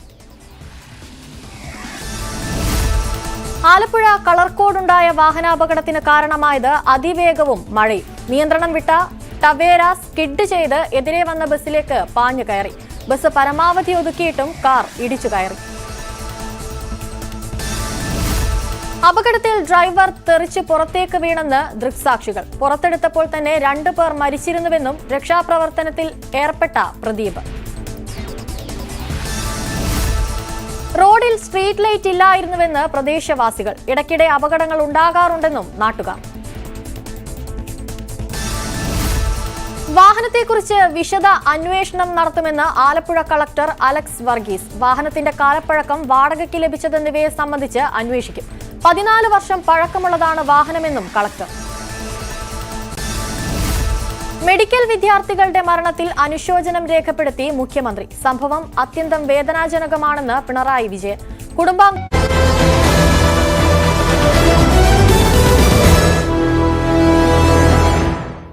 വീണ്ടും വാർത്തയിലേക്ക്. എറണാകുളം തൃപ്പൂണിത്തുറ പള്ളിയിലെ സംഘർഷത്തിൽ ഇടവക വികാരി ഫാദർ ജോഷി വാഴപ്പറമ്പിൽ ഉൾപ്പെടെയുള്ള 35 പേർക്കെതിരെ കേസ്. പള്ളിയുടെ ചുമതല ഏറ്റെടുക്കാനെത്തിയ അഡ്മിനിസ്ട്രേറ്റർ ഫാദർ കുര്യൻ ഭരണിക്കുളങ്ങരയെ തടഞ്ഞതിനാണ് കേസെടുത്തത്. അന്യായമായ സംഘം ചേർന്നതിനും സംഘർഷാവസ്ഥ ഉണ്ടാക്കിയതിനുമാണ് നടപടി. ആജ്ഞ രവീന്ദ്രൻ ചേരുന്ന വിവരങ്ങളുമായി. ആജ്ഞ, വലിയ സംഘർഷാവസ്ഥ അവിടെ നിലവിലുണ്ടായിരുന്നു അഡ്മിനിസ്ട്രേറ്റർ ചുമതലയേൽക്കാനെത്തിയപ്പോൾ. ഇപ്പോൾ കേസെടുത്തിരിക്കുന്നു. എന്തൊക്കെയാണ് വിശദാംശം? 4 പള്ളികളിലാണ് സംഘർഷം ഉണ്ടായത്. അത് പുതിയ അഡ്മിനിസ്ട്രേറ്റർമാർ ചുമതല ഏൽക്കാൻ വന്നപ്പോഴാണ് ഈ പ്രശ്നമുണ്ടായത്. നേരത്തെ തന്നെ ഇത്തരം അതായത് ഈ വിമതര വിഭാഗത്തിന്റെ ഭാഗത്തുനിന്ന് വലിയ പ്രതിഷേധങ്ങളും വലിയ സംഘർഷങ്ങളൊക്കെ ഉണ്ടായിരുന്ന സാഹചര്യം നമുക്കറിയാം. ഇടവക വികാരി ഫാദർ ജോഷി പറമ്പിൽ ഉൾപ്പെടെയുള്ള വിമതർക്കെതിരെയാണ് ഇപ്പോൾ പോലീസ് കേസ് എടുത്തിരിക്കുന്നത്. വിമത വിഭാഗത്തിലെ ഷൈജു ആന്റണി ഉൾപ്പെടെ 35 പേരും പ്രതിപട്ടികയിലുണ്ട്. പള്ളിയുടെ ചുമതല ഏറ്റെടുക്കാനെത്തിയ ഈ ഫാദർ കുര്യൻ ഭരണികുളങ്ങരെ തടഞ്ഞതിനെതിരെയാണ് കേസ്. അതായത് അന്യായമായ സംഘം ചേർന്നതിനും സംഘർഷാവസ്ഥ സൃഷ്ടിച്ചതിനുമാണ് നടപടി ഏറ്റെടുത്തിരിക്കുന്നത്. ഇന്നലെയാണ് 4 പള്ളികളിലാണ് ഈ ചുമതല ഏറ്റെടുക്കാൻ വന്നപ്പോഴാണ് ഈ സംഘർഷം ഉണ്ടായത്. തൃപ്പൂണിത്തുറ പള്ളിയിലാണ്. അതായത് പാലാരിവട്ടം, തൃപ്പൂണിത്തുറ ഉൾപ്പെടെയുള്ള 4 പള്ളികളിലാണ് പുതിയ അഡ്മിനിസ്ട്രേറ്റർമാരെ നിയമിച്ചിരിക്കുന്നത്. ഈ പുതിയ അഡ്മിനിസ്ട്രേറ്റർമാർ ചുമതല ഏറ്റെടുക്കാൻ വന്നപ്പോഴാണ് ഇത്തരത്തിലൊരു സംഘർഷത്തിലേക്ക് പോയത്. ശരി, ആജ്ഞ രവീന്ദ്രനാണ് വിവരങ്ങൾ നൽകിയത്. കേരളത്തിലെ ഏക വാമനമൂർത്തി ക്ഷേത്രം സ്ഥിതി ചെയ്യുന്ന തൃക്കാക്കര തിരുവോണത്തിന്റെ നാട് എന്ന പേരിലാണ് അറിയപ്പെടുന്നത്. ആ ക്ഷേത്രത്തെ ചൊല്ലി ഇപ്പോൾ മറ്റൊരു അവകാശ തർക്കം ഉടലെടുത്തിരിക്കുകയാണ്. തൃക്കാക്കര, കളമശ്ശേരി നഗരസഭകൾ തമ്മിലുള്ള അതിർത്തി തർക്കം കോടതി കയറുമെന്ന സ്ഥിതിയിലാണ്. 3 അടി മണ്ണ് ചോദിച്ചെത്തിയ വാമനന് മുന്നിൽ തലകുനിച്ചു കൊടുത്ത മഹാബലിക്ക് പോലും ഇത്ര ആശയക്കുഴപ്പമുണ്ടായി കാണില്ല. അത്ര കണ്ട് സങ്കീർണമാണ് ഇപ്പോഴത്തെ സ്ഥിതി. ക്ഷേത്രം തങ്ങളുടെ പരിധിക്കുള്ളിലാണെന്നാണ് തൃക്കാക്കര നഗരസഭയുടെ അവകാശവാദം. ഡീലിമിറ്റേഷൻ സമയത്ത് തങ്ങളുടെ അവകാശം പരിഗണിക്കാമെന്ന വാഗ്ദാനമുണ്ടായിരുന്നതായും തൃക്കാക്കര നഗരസഭാ അധ്യക്ഷ രാധാമണിപ്പിള്ള പറയുന്നു. തൃക്കാക്കര അമ്പലം പഞ്ചായത്തായിരുന്ന കാലത്ത് മുതൽ തൃക്കാക്കരയുടെ തന്നെയാണ്. അങ്ങനെയാണ് തൃക്കാക്കര എന്നുള്ള പേര് വന്നത്, തൃക്കാൽക്കര. ഇപ്പോൾ 2005 ഇത് പഞ്ചായത്തായിരുന്നു. ആ സമയത്ത് നമ്മളിത് ആവശ്യപ്പെട്ടു. അതിന് മുമ്പ് നമ്മൾ ആവശ്യപ്പെടുന്നുണ്ട് നമുക്ക് വേണമെന്ന്. പക്ഷേ അവിടെ തിരുവനന്തപുരത്ത് ഒരു ഹിയറിങ്ങിന് വിളിച്ചപ്പം അന്ന് ഇവിടുത്തെ ഭരണസമിതി ആരും ആ ഹിയറിങ്ങിന് പോയില്ല. അന്ന് കളമശ്ശേരി ഭരിച്ചിരുന്ന അവരെല്ലാവരും കൂടി ഒരു വണ്ടി വിളിച്ച് ആളുകൾ അവിടെ പോയി. അപ്പം നമ്മൾക്ക് വേണമെന്ന് പറയാൻ ആരും പോയില്ല. അവർക്ക് വേണമെന്ന് ആവശ്യപ്പെടാൻ അവർ പോയപ്പോൾ ഇത് അവർക്ക് കൊടുക്കാമെന്നുള്ള തീരുമാനമാക്കി വിട്ടു. എന്തായാലും നമ്മളിത് കോടതി പോയാലും തിരിച്ച് പിടിക്കണം എന്നുള്ളത് തന്നെയാണ് ഞങ്ങളുടെ ആഗ്രഹം. തൃക്കാക്കര അപ്പൻ തൃക്കാക്കരയുടെ തന്നെയാണ്. എന്നാൽ തൃക്കാക്കര നഗരസഭയുടേത് ബാലിശമായ അവകാശവാദമാണെന്നാണ് കളമശ്ശേരി നഗരസഭയുടെ നിലപാട്. തൃക്കാക്കര എന്ന പേരുള്ളതുകൊണ്ട് മാത്രം അവകാശവാദം ഉന്നയിക്കാൻ കഴിയില്ലെന്നും നഗരസഭാ കൗൺസിലറും ക്ഷേത്രം ഉപദേശക സമിതി പ്രസിഡന്റുമായ പ്രമോദ് തൃക്കാക്കര പറഞ്ഞു. തികച്ചും ഒരു അനാവശ്യമായ വിവാദം ഉണ്ടാക്കാൻ വേണ്ടി, അതായത് ഒരു ചില വ്യക്തി താല്പര്യങ്ങൾക്ക് മാത്രമായിട്ടാണ് ഇത് പോകുന്നതെന്നാണ് എനിക്ക് മനസ്സിലാകുന്നത്. കാരണം ഇത് മുൻപും ഈ ആവശ്യം പലരും ഉന്നയിച്ചു, പല വിവാദങ്ങളും ഉണ്ടായിട്ടുണ്ട്, നമുക്കറിയാവുന്നതാണ്. ഞാൻ ചോദിക്കുന്ന 3-4 ചോദ്യങ്ങളാണ്. അതായത് തൃക്കാക്കര നഗരസഭ അതായത് തൃക്കാക്കര പഞ്ചായത്ത് കാലത്ത് തൃക്കാക്കര മഹാക്ഷേത്രം ഉൾപ്പെടെ തൃക്കാക്കരയുടെ കളമശ്ശേരി നഗരസഭയുടെ പല ഭാഗങ്ങളും തൃക്കാക്കര പഞ്ചായത്തിലായിരുന്നു. അതിനുശേഷമാണ് കളമശ്ശേരി നഗരസഭ രൂപപ്പെടുന്നതും തൃക്കാക്കര പഞ്ചായത്തിൽ നിന്ന് പല ഭാഗങ്ങൾ എടുത്തുകൊണ്ടാണ് കളമശ്ശേരി നഗരസഭ രൂപപ്പെട്ടിരിക്കുന്നത്. ആ കളമശ്ശേരി നഗരസഭ രൂപപ്പെടുന്ന സമയത്ത് ഇന്നും കളമശ്ശേരി നഗരസഭയുടെ ഭൂരിഭാഗവും ഉൾപ്പെടുന്നത് തൃക്കാക്കര നോർത്ത് വില്ലേജിലാണ്. ക്ഷേത്രം തങ്ങളുടെ അതിർത്തിക്കുള്ളിലേക്കാക്കണമെന്ന് തൃക്കാക്കര നഗരസഭയും വിട്ടുതരില്ലെന്ന് കളമശ്ശേരി നഗരസഭയും ഐക്യകണ്ഠേന പ്രമേയം പാസാക്കിയിട്ടുണ്ട്. 2 നഗരസഭകളും ഭരിക്കുന്നത് കോൺഗ്രസ് ആണ്. കാലങ്ങളായി കളമശ്ശേരി നഗരസഭയുടെ നേതൃത്വത്തിലാണ് തൃക്കാക്കരയിൽ ഓണാഘോഷവും മറ്റു പരിപാടികളും നടക്കുന്നത്. ന്യൂസ് 18 കൊച്ചി. ശബരിമല വാർത്തകൾ. ശബരീശ ദർശനം നിങ്ങൾക്കായി സമർപ്പിക്കുന്നത് മിൽമ ഗീ. വ്രതശുദ്ധിയുടെയും നന്മയുടെയും നാളുകൾ പരിശുദ്ധമാക്കാം മിൽമയ്ക്കൊപ്പം. ശബരിമലയിൽ തിരക്ക് നിയന്ത്രണ വിധേയമാണ്. രാവിലെ 8 മണി വരെ 26,970 തീർത്ഥാടകർ സന്നിധാനത്തെത്തി. മണ്ഡലകാലം തുടങ്ങിയ ശേഷം ഇതുവരെ 13,92,335 തീർത്ഥാടകരാണ് ദർശനം നടത്തിയത്. കനത്ത മഴയെ തുടർന്ന് അടച്ചിട്ട പുല്ലുമേട് വഴിയുള്ള പാതയും പരമ്പരാഗത കാനന പാതയും ഇന്ന് തുറക്കും. CV അനുമോദിന്റെ report. ശബരിമല സന്നിധാനത്ത് കഴിഞ്ഞ ദിവസങ്ങളെക്കാൾ തെളിഞ്ഞ അന്തരീക്ഷമാണ്. കഴിഞ്ഞ മുൻ ദിവസങ്ങളിലൊക്കെ മഴയും കോടമഞ്ഞും ഒക്കെ ആയിരുന്നെങ്കിൽ ഇന്ന് തികച്ചും അന്തരീക്ഷം തെളിഞ്ഞിട്ടുണ്ട്. അതുകൊണ്ട് തന്നെ എത്തുന്ന തീർത്ഥാടകർക്ക് സുഗമമായി ദർശനം നടത്തി മടങ്ങിപ്പോകാൻ കഴിയുന്ന ഒരു സാഹചര്യം കൂടിയാണുള്ളത്. നമുക്ക് ഇവിടെ കാണാം, ഓവർബ്രിഡ്ജെല്ലാം തന്നെ തീർത്ഥാടകരെ കൊണ്ട് നിറഞ്ഞിരിക്കുകയാണ്. പക്ഷേ ഏറെ സമയം എവിടെയും കാത്തു നിൽക്കേണ്ടി വരില്ല. അതായത് കഴിഞ്ഞ വർഷങ്ങളിലൊക്കെ പമ്പയിൽ നിന്നും സന്നിധാനത്തേക്ക് എത്തുവാൻ തന്നെ മണിക്കൂറുകൾ എടുക്കുമെങ്കിൽ ഇത്തവണ അത്തരത്തിലൊരു നിയന്ത്രണം പമ്പ മുതൽ സന്നിധാനം വരെ പലയിടത്തും ഇല്ല എന്നുള്ളതാണ് പ്രധാനപ്പെട്ട കാര്യം. നടപ്പന്തലിലെത്തിയാൽ ഒരുപക്ഷെ 3-4 മണിക്കൂർ കാത്തു നിൽക്കേണ്ട സാഹചര്യം ഉണ്ടാകും. കാരണം തിരക്കിനനുസരിച്ചാണ് ഇവിടെ നിയന്ത്രണങ്ങൾ ഉണ്ടാവുക. അതല്ലാതെ മറ്റെവിടെയും കൂടുതൽ സമയം കാത്തു നിൽക്കേണ്ട സാഹചര്യം ഉണ്ടായിട്ടില്ല എന്നുള്ളത് ഇത്തവണ തീർത്ഥാടകരെ സംബന്ധിച്ച് ആശ്വാസം നൽകുന്ന കാര്യമാണ്. എന്നിരുന്നാൽ തന്നെയും പമ്പ മുതൽ സന്നിധാനം വരെ 4-5 മണിക്കൂർ ഏറ്റവും ചുരുങ്ങിയത് ഇപ്പോൾ കാത്തു നിൽക്കേണ്ട സാഹചര്യമുണ്ട്. മണിക്കൂറിൽ 3000-നും 4000-നും ഇടയിൽ തീർത്ഥാടകർ 18-ാം പടി കയറുന്നുണ്ട്. കഴിഞ്ഞ ദിവസം 73,000-ത്തിലധികം തീർത്ഥാടകരാണ് എത്തിയത്. ഇതിൽ ഏറ്റവും പ്രധാനപ്പെട്ട ഒരു കാര്യം സ്പോട്ട് ബുക്കിംഗിൽ 12,000-ത്തിലധികം പേർ ദർശനം നടത്തി എന്നുള്ളതാണ്. അത് നേരത്തെ വെർച്വൽ ക്യൂവിൽ ബുക്ക് ചെയ്തവർ ക്യാൻസൽ ചെയ്തതിന്റെ എണ്ണം കൂടിയതുകൊണ്ടാണ് സ്പോട്ട് ബുക്കിംഗിൽ കൂടുതൽ പേരെ ഉൾപ്പെടുത്താൻ കഴിഞ്ഞിട്ടുള്ളത്. അപ്പോൾ ഇനിയുള്ള ദിവസങ്ങളിൽ സാഹചര്യങ്ങൾ മാറും. കാരണം കഴിഞ്ഞ ദിവസങ്ങളിലൊക്കെ കനത്ത മഴയും കൊടുങ്കാറ്റും കാരണം ഒരുപക്ഷെ ആന്ധ്രയിൽ നിന്നും തമിഴ്നാട്ടിലുള്ള തീർത്ഥാടകർ പൂർണ്ണമായിട്ടും എത്തിച്ചേർന്നിട്ടുണ്ടായിരിക്കില്ല. അവരൊക്കെ തന്നെ ഇനിയുള്ള ദിവസങ്ങളിലേക്ക് എത്തിച്ചേരാനുള്ള ഒരു സാധ്യതയാണ് കാണുന്നത്. നിലവിലെ ആ കണക്കൂട്ടലനുസരിച്ച് ഇനിയുള്ള ദിവസങ്ങളിലൊക്കെ 80,000-ന് മുകളിൽ തീർത്ഥാടകർ സന്നിധാനത്ത് എത്താൻ തന്നെയാണ് സാധ്യത. 80,000 വരേക്കും നിയന്ത്രണ വിധേയമാകുന്ന ഒരു സാഹചര്യം. പക്ഷേ 1,00,000-ന് മുകളിലേക്ക് തീർത്ഥാടകർ എത്തിച്ചേരുമ്പോഴാണ് പലയിടങ്ങളിലും നിയന്ത്രണം ഏർപ്പെടുത്തേണ്ടി വരിക. പമ്പയ്ക്ക് എത്തുന്നതിന് മുൻപും പമ്പയിൽ നിന്ന് സന്നിധാനം വരെയും അങ്ങനെ പലയിടത്തും നിയന്ത്രണം ഏർപ്പെടുത്തുന്ന സാഹചര്യം 1,00,000-ന് മുകളിൽ ആളുകൾ വരുമ്പോഴാണ് ഉണ്ടാകുന്നത്. നിലവിലെ സാഹചര്യത്തിൽ അത്തരത്തിൽ ഒരു 80,000-ന് മുകളിലേക്ക് തീർത്ഥാടകർ എത്താതിരിക്കുന്ന ഒരു നിലയാണുള്ളത്. അതുകൊണ്ട് തന്നെ വരുന്നവർക്ക് സുഗമമായി ദർശനം നടത്തി മടങ്ങിപ്പോകാൻ കഴിയുന്ന സാഹചര്യമാണുള്ളത്. പോണ്ടിച്ചേരി എവ്വளோ ടൈം ആയിട്ട് ക്യൂവിൽ വന്നിട്ട് കാലയിൽ 5 മണിക്ക് മുംബൈയിൽ കയറണം, 7 மணிக்கு தான் வந்தோம். எப்படி இருக்கு இந்த வாட்டி? இந்த வாட்டி கொஞ்சம் ஃப்ரீயா இருக்கு, ரொம்ப ஃப்ரீயா இருக்கு. திருவண்ணாமலையில வரும். எவ்வளவு டைம் ஆச்சுங்க? ஒரு 1.5 hour ஆச்சு கேளுந்து வரும். முன்னாடி வந்த மாதிரி இருக்கா இப்போ? எப்படி இருக்கு இப்போ? இல்ல முன்னாடி இப்ப நல்லா இருக்கு. நல்லா இருக்கு. ஆமா ஆமா, ரொம்ப வெயிட்டிங்லாம் இல்ல, இப்போ ஃபாஸ்டா வந்துரும். Arrangement is very good. Last time மாதிரி கிடையாது. இந்த தடவை அரௌண்ட் மேக்ஸிமம் 40 மினிட்ஸ் அவ்வளவுதான். எல்லாமே நல்லபடியா இருக்கு. Very good very good. ரொம்ப நல்லா இருக்கு, பிரமாதம், சூப்பர். തിരക്കൊക്കെ കുറവാ. ബുദ്ധിമുട്ടുകളുണ്ടോ? ഇല്ല സ്മൂത്തായി പോകുന്നു. തൊഴുതോ? മലയപ്പുറം നന്നായിട്ട് തൊഴുതോ? അയ്യപ്പനെ കാണാൻ പറ്റിയോ? ഒന്നുകൂടെ തൊഴാൻ പോകുന്നുണ്ട്. നേരത്തെ കുറച്ച് തിരക്കായിരുന്നു, ഒന്നുകൂടെ തൊഴാനായിട്ട് പോകുന്നു. എന്തെങ്കിലും ബുദ്ധിമുട്ടുകൾ ഉണ്ടായിരുന്നോ? വലിയ ബുദ്ധിമുട്ടില്ല. ഇപ്രാവശ്യം നല്ലൊരു ദർശനം കിട്ടിയിട്ടുണ്ട്. അയ്യപ്പന്റെ സഹായത്താൽ നല്ലൊരു ദർശനം കിട്ടിയിട്ടുണ്ട്. അടുത്ത വർഷം ഇതേപോലെ നല്ല രീതിയിൽ കൊണ്ടുപോയാൽ കൊള്ളാം. നേരത്തെ സൂചിപ്പിച്ചതുപോലെ തെളിഞ്ഞ അന്തരീക്ഷമാണ്. മഴയുടെ ഒരു സൂചന എവിടെയുമില്ല. അതുകൊണ്ട് തന്നെ തീർത്ഥാടകർക്ക് സന്നിധാനത്തെത്തിയാൽ വളരെ വേഗത്തിൽ ദർശനം നടത്തി മടങ്ങിപ്പോകാൻ, സുരക്ഷിതരായി മടങ്ങിപ്പോകാൻ കഴിയുന്ന സാഹചര്യമാണുള്ളത്. അതോടൊപ്പം തന്നെ കാനനപാത വഴിയും പുല്ലുമേട് വഴിയുമുള്ള സഞ്ചാരപാതയും ഇന്ന് തുറന്നു കൊടുക്കും.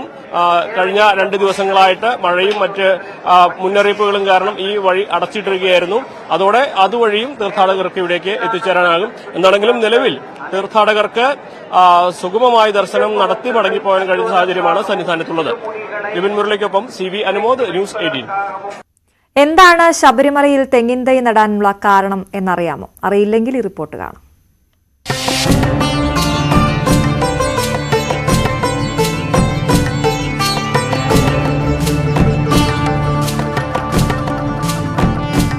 പതിനെട്ട് എന്ന സംഖ്യ ഭാരതീയ പുരാണങ്ങളിലും ഐതിഹ്യങ്ങളിലുമൊക്കെ ഏറെ പ്രധാനപ്പെട്ടതാണ്. 18-ന് ശബരിമലയിലും ഏറെ പ്രാധാന്യമുണ്ട്. 18-ാം പടി, അതിനെക്കുറിച്ച് നമ്മൾ നേരത്തെ തന്നെ പറഞ്ഞു കഴിഞ്ഞു. ഇന്നിപ്പോൾ മറ്റൊരു കാര്യമാണ് നമ്മൾ പ്രേക്ഷകരിലേക്ക് എത്തിക്കുന്നത്. 18 വർഷം പടി കയറിയാൽ അതിൻ്റെ അടയാളമായി തെങ്ങിൻ തൈ നടും. അത് കാലങ്ങളായി വിശ്വാസികൾ പിന്തുടരുന്ന ഒരാചാരമാണ്. ഞാനിപ്പോൾ നിൽക്കുന്നത് ശബരിമല ഭസ്മക്കുളത്തിന് അടുത്താണ്. ഇവിടെയാണ് വിശ്വാസികൾ 18 വർഷം പൂർത്തിയാക്കിയതിൻ്റെ അടയാളമായി തെങ്ങിൻ തൈ നടുന്നത്.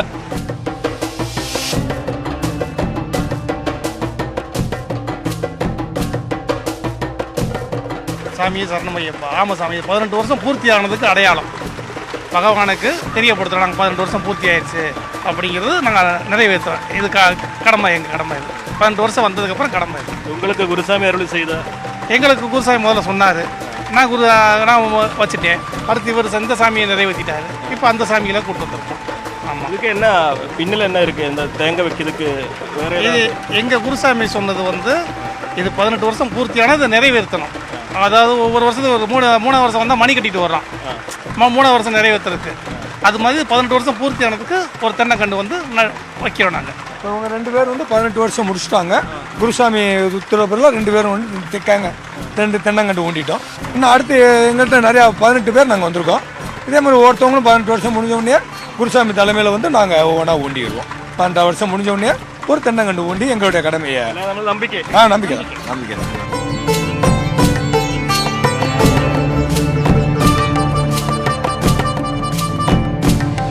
18 മല ആയി കഴിഞ്ഞാൽ ഗുരുസ്വാമിയാണ്. അങ്ങനെ അതിൻ്റെ ആചാരമായിട്ടാണ് ഇവിടെ തെങ്ങ് വയ്ക്കുന്നത്. 18 വർഷം വന്നു. 18 സീസൺ ടൈമിൽ 18 വർഷമായി. അല്ലാതെ ഒരു 25 പ്രാവശ്യം എന്തോ വന്നിട്ടുണ്ട്. ഗുരുസ്വാമിയാണോ നിങ്ങളോട് പറഞ്ഞു? അതെ അതെ, ഗുരുസ്വാമിയാണ്. ഗുരുസ്വാമി എൻ്റെ അച്ഛൻ തന്നെയാണ്. അദ്ദേഹം പറഞ്ഞത് നമ്മൾ ചെയ്യുന്നു. ഇതിന്റെ വേറെ ആചാരങ്ങൾ എന്തെങ്കിലും അച്ഛൻ പറഞ്ഞു തന്നിട്ടുണ്ട്? ഗുരുസ്വാമി പറഞ്ഞു ഗുരുസ്വാമി ചെയ്യുന്നു എന്നുള്ളത് ഇത് 18 മല ചവിട്ടി അതിൻ്റെ ഒരു ആചാരമായിട്ടാണ് വെക്കുന്നതാണ് അച്ഛൻ. 18 വർഷം പടി കയറിയാൽ എന്തിനാണ് തെങ്ങിൻ തൈ നടുന്നത്? ഈ ചോദ്യത്തിന് ശബരിമല തന്ത്രി കണ്ഠരര് രാജീവര് ഇങ്ങനെയാണ് മറുപടി പറയുന്നത്. ശരിക്കും അങ്ങനെ വരുന്നുണ്ട്. നമ്മുടെ ഹൈന്ദവ സങ്കല്പം പ്രകൃതി ആരാധനയുമായിട്ട് ബന്ധപ്പെട്ടാണ്. പ്രകൃതിയുമായിട്ട് വളരെ ചേർന്നിരിക്കുന്ന ഒരു സങ്കല്പമാണ്. പ്രകൃതിയെ നമ്മൾ പൂജിക്കാറുണ്ട്. പ്രകൃതി ഈശ്വരന്റെ ഒരു ഭാഗമാണ്, ഈശ്വര ചൈതന്യം നിറഞ്ഞതാണെന്ന് തന്നെയാണ് നമ്മളുടെ വിശ്വാസം. അപ്പോൾ 18 വർഷമാകുമ്പോൾ പ്രതീകമായിട്ട് ഈ വനവൽക്കരണത്തിന്റെ ഭാഗമായിട്ട് ഒരു തെങ്ങിൻ തൈ കൽപ്പവൃക്ഷമാണ് കൊണ്ട് വയ്ക്കേണ്ടത് എന്നുള്ളൊരു സങ്കല്പമുണ്ട്. തീർച്ചയായിട്ടും.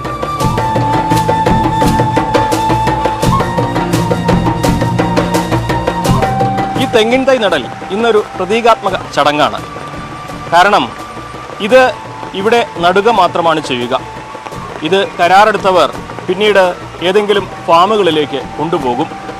അല്ലെങ്കിൽ ശബരിമല എന്നേ ഒരു കേരവനമായി മാറിയേനെ. ശബരിമലയിൽ നിന്നും ഷിജു ജവർക്കൊപ്പം CV അനുമോദ്, ന്യൂസ് 18. ശബരീശ ദർശനം നിങ്ങൾക്കായി സമർപ്പിച്ചത് മിൽമാഗി.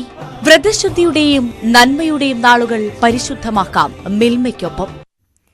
UP സർക്കാരിന്റെ വിലക്ക് മറികടന്ന് സംഘർഷമുണ്ടായ സംഭൽ സന്ദർശിക്കാൻ രാഹുൽ ഗാന്ധിയെ തടയാൻ സംഭൽ ജില്ലാ മജിസ്ട്രേറ്റ് അയൽ ജില്ലകൾക്ക് നിർദ്ദേശം നൽകിയിട്ടുണ്ട്. സന്ദർശനം കണക്കിലെടുത്ത് അതിർത്തിയിൽ പോലീസ് വിന്യാസം ശക്തമാണ്. ER രാകേഷ് വിവരങ്ങളുമായി ചേരുന്നു. രാകേഷ്, എപ്പോഴേക്ക് സംഭലിലേക്ക് രാഹുൽ ഗാന്ധിയും എംപിമാരും എത്തുമെന്നാണ് പ്രതീക്ഷിക്കുന്നത്? തടയാൻ നിർദ്ദേശമുണ്ട്. എന്താണ് നടക്കുക? അശ്വതി, അല്പസമയത്തിനകം തന്നെ ഡൽഹിയിൽ നിന്ന് രാഹുൽ ഗാന്ധി സംഭലിലേക്ക് തിരിക്കും. 10 മണിയോടുകൂടി യാത്ര തിരിക്കും എന്നാണ് ഇപ്പോൾ കോൺഗ്രസ് നേതാക്കൾ അറിയിച്ചിരിക്കുന്നത്. പ്രിയങ്ക ഗാന്ധിയും രാഹുൽ ഗാന്ധിക്കൊപ്പം ഉണ്ടാകും. കൂടാതെ 5 എംപിമാരും രാഹുൽ ഗാന്ധിക്കൊപ്പം ഉണ്ടാകുമെന്നാണ് ഇപ്പോൾ കോൺഗ്രസ് നേതാക്കൾ അറിയിച്ചിരിക്കുന്നത്. പക്ഷേ രാഹുലിന് UPയിലേക്ക് പ്രവേശിക്കാൻ സാധിക്കുമെന്ന കാര്യത്തിൽ സംശയമുണ്ട്. കാരണം വലിയ പോലീസ് വിന്യാസമാണ് അതിർത്തിയിൽ ഉള്ളത്. പ്രത്യേകിച്ച് ഡൽഹി UP അതിർത്തിയിൽ ശക്തമായ പോലീസിനെ ഇതിനോടൊപ്പം തന്നെ UP സർക്കാർ വിന്യസിച്ചിട്ടുണ്ട്. നേരത്തെ സമാനമായ രീതിയിൽ ഹാത്രസ് സംഭവം ഉണ്ടായപ്പോഴും രാഹുൽ ഗാന്ധി ഇത്തരത്തിൽ ഹാത്രസിലേക്ക് പോകാൻ തിരിച്ചപ്പോൾ അന്ന് ഇതേ സമാനമായ രീതിയിൽ അതിർത്തിയിൽ വെച്ച് ഗൗതം ബുദ്ധ നഗറിൽ വെച്ച് രാഹുൽ ഗാന്ധിയെ തടഞ്ഞിരുന്നു. അതിന് സമാനമായ സാഹചര്യമായിരിക്കും ഇന്നും ഉണ്ടാവുക. കാരണം സംഭലിലേക്ക് രാഹുൽ ഗാന്ധി മാത്രമല്ല, നേരത്തെയും പല രാഷ്ട്രീയ കക്ഷികളും ഇത്തരത്തിൽ പോകാൻ ശ്രമിച്ചിരുന്നു. അവരെല്ലാം തന്നെ അതിർത്തിയിൽ തടയുകയാണ് ചെയ്തത്. കേരളത്തിൽ നിന്നുള്ള മുസ്ലിം ലീഗ് നേതാക്കൾ അബ്ദുൽ വഹാബ് അടക്കമുള്ളവർ അവിടേക്ക് പോകാൻ ശ്രമിച്ചെങ്കിലും പോലീസ് മടക്കി അയക്കുകയായിരുന്നു. സമാനമായ സാഹചര്യം ഒന്ന് ഉണ്ടായാൽ അവിടെ ഒരു സംഘർഷാവസ്ഥയിലേക്ക് കാര്യങ്ങൾ പോയേക്കും. പ്രത്യേകിച്ച് കോൺഗ്രസ് പ്രവർത്തകരും രാഹുൽ ഗാന്ധിക്കൊപ്പം ഉണ്ടാകാൻ സാധ്യതയുണ്ട്. അങ്ങനെയെങ്കിൽ അതിർത്തിയിൽ വലിയ സംഘർഷത്തിന് അത് ഇടയാക്കാൻ തന്നെയാണ് സാധ്യത. മാത്രവുമല്ല, രാഹുൽ ഗാന്ധിയെ സംഭലിലേക്ക് പ്രവേശിപ്പിക്കരുത് എന്ന നിർദ്ദേശം നേരത്തെ തന്നെ ജില്ലാ ഭരണകൂടം നൽകിയിരുന്നു. പ്രത്യേകിച്ച് അതിർത്തി ജില്ലകളിലെ കളക്ടർമാർക്ക് ഇത് സംബന്ധിച്ച നിർദ്ദേശം, അറിയിപ്പ് നൽകിയിരുന്നു. കാരണം അതിന് കാരണമായി പറയുന്നത് മറ്റ് ജില്ലകളിൽ നിന്നുള്ള ആരെയും ഇപ്പോൾ ഇവിടേക്ക് പ്രവേശിപ്പിക്കുന്നില്ല, സംഭവത്തിലേക്ക് പ്രവേശിപ്പിക്കുന്നില്ല. കാരണം സംഘർഷത്തിന് അയവുണ്ട്. പക്ഷേ എപ്പോൾ വേണമെങ്കിലും വീണ്ടും സംഘർഷമുണ്ടാകാനുള്ള സാധ്യതയുണ്ട്. അതുകൊണ്ട് തന്നെ സുരക്ഷ അടക്കം കണക്കിലെടുത്തുകൊണ്ട് ആരെയും അവിടേക്ക് കടത്തിവിടുന്നില്ല എന്നാണ് പറയുന്നത്. പക്ഷേ രാഹുൽ ഗാന്ധി ഏതായാലും സമ്പലിലേക്ക് പോകും എന്നുള്ള നിലപാടിൽ തന്നെയാണ്. കാരണം പള്ളിയിൽ സർവേ നടത്താൻ എത്തുകയും പിന്നീട് സംഘർഷത്തിലേക്ക് അത് വഴിമാറുകയും വെടിവെപ്പിൽ നാല് പേർ കൊല്ലപ്പെടുകയും ചെയ്തിരുന്നു. അപ്പോൾ ഈ സംഭവം സർക്കാരിൻ്റെ ആസൂത്രിതമായി സർക്കാരിൻ്റെ അറിവോടുകൂടിയാണ് ഇത്തരമൊരു സംഘർഷം നടന്നതെന്ന ആരോപണമാണ് കോൺഗ്രസും ഇന്ത്യ സഖ്യവും അടക്കം ഉന്നയിക്കുന്നത്. പ്രത്യേകിച്ച് സമാജ്വാദി പാർട്ടി കഴിഞ്ഞ ദിവസങ്ങളിലൊക്കെ തന്നെ ഈ വിഷയത്തിലാണ് അടിയന്തര പ്രമേയത്തിന് നോട്ടീസ് നൽകിയിരുന്നത്. അപ്പോൾ അത്തരമൊരു വിമർശനം പ്രതിപക്ഷത്തിന്റെ ഭാഗത്ത് നിൽക്കുമ്പോൾ തന്നെയാണ് രാഹുൽ ഗാന്ധി ഏതായാലും സമ്പലിലേക്ക് എത്തുന്നത്.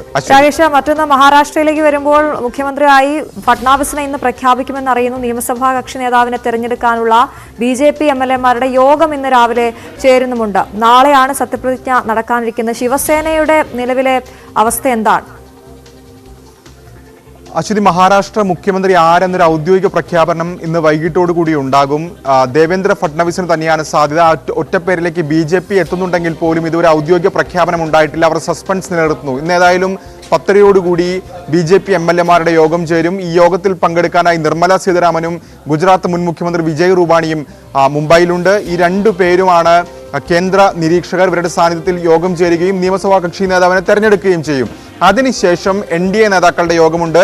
ഈ യോഗത്തിന് മുൻപായി ഏക്നാഥ് ഷിൻഡെയും ഒപ്പം തന്നെ അജിത് പവാറിനെയും ഈ രണ്ട് നേതാക്കളും കാണും. അതിനുശേഷം NDA യോഗം നടക്കും. അതിനുശേഷമായിരിക്കും ഒരു ഔദ്യോഗിക പ്രഖ്യാപനം, മുഖ്യമന്ത്രിയെ സംബന്ധിച്ച ഔദ്യോഗിക പ്രഖ്യാപനത്തിലേക്ക് ഏതായാലും BJP കടക്കുക. ഏതായാലും കഴിഞ്ഞ ദിവസങ്ങളിലൊക്കെ തന്നെ അല്ലെങ്കിൽ ഈ 10 ദിവസമായി സർക്കാർ രൂപീകരണത്തിന് പ്രതിസന്ധിയായത് ശിവസേന നിലപാടാണ്. പക്ഷേ ശിവസേന അവരുടെ മുൻ നിലപാടിൽ അയവ് വരുത്തിയിട്ടുണ്ട്.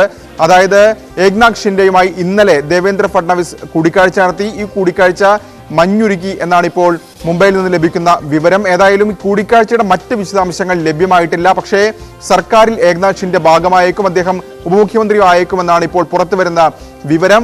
പക്ഷേ ശിവസേന വൃത്തങ്ങൾ വ്യക്തമാക്കുന്നത് ആഭ്യന്തര വകുപ്പ് അടക്കമുള്ള വിഷയങ്ങളിൽ ചർച്ച നടന്നിട്ടില്ല. ആ ചർച്ച മുഖ്യമന്ത്രിയും ഉപമുഖ്യമന്ത്രിയും സ്ഥാനമേറ്റ ശേഷമായിരിക്കും വകുപ്പ് സംബന്ധിച്ച മറ്റ് ചർച്ചകൾ ഉണ്ടാകുക എന്നാണ് ഇപ്പോൾ ഏതായാലും ശിവസേന അറിയിച്ചിരിക്കുന്നത്. അശ്വതി. ശരി രാകേഷ്.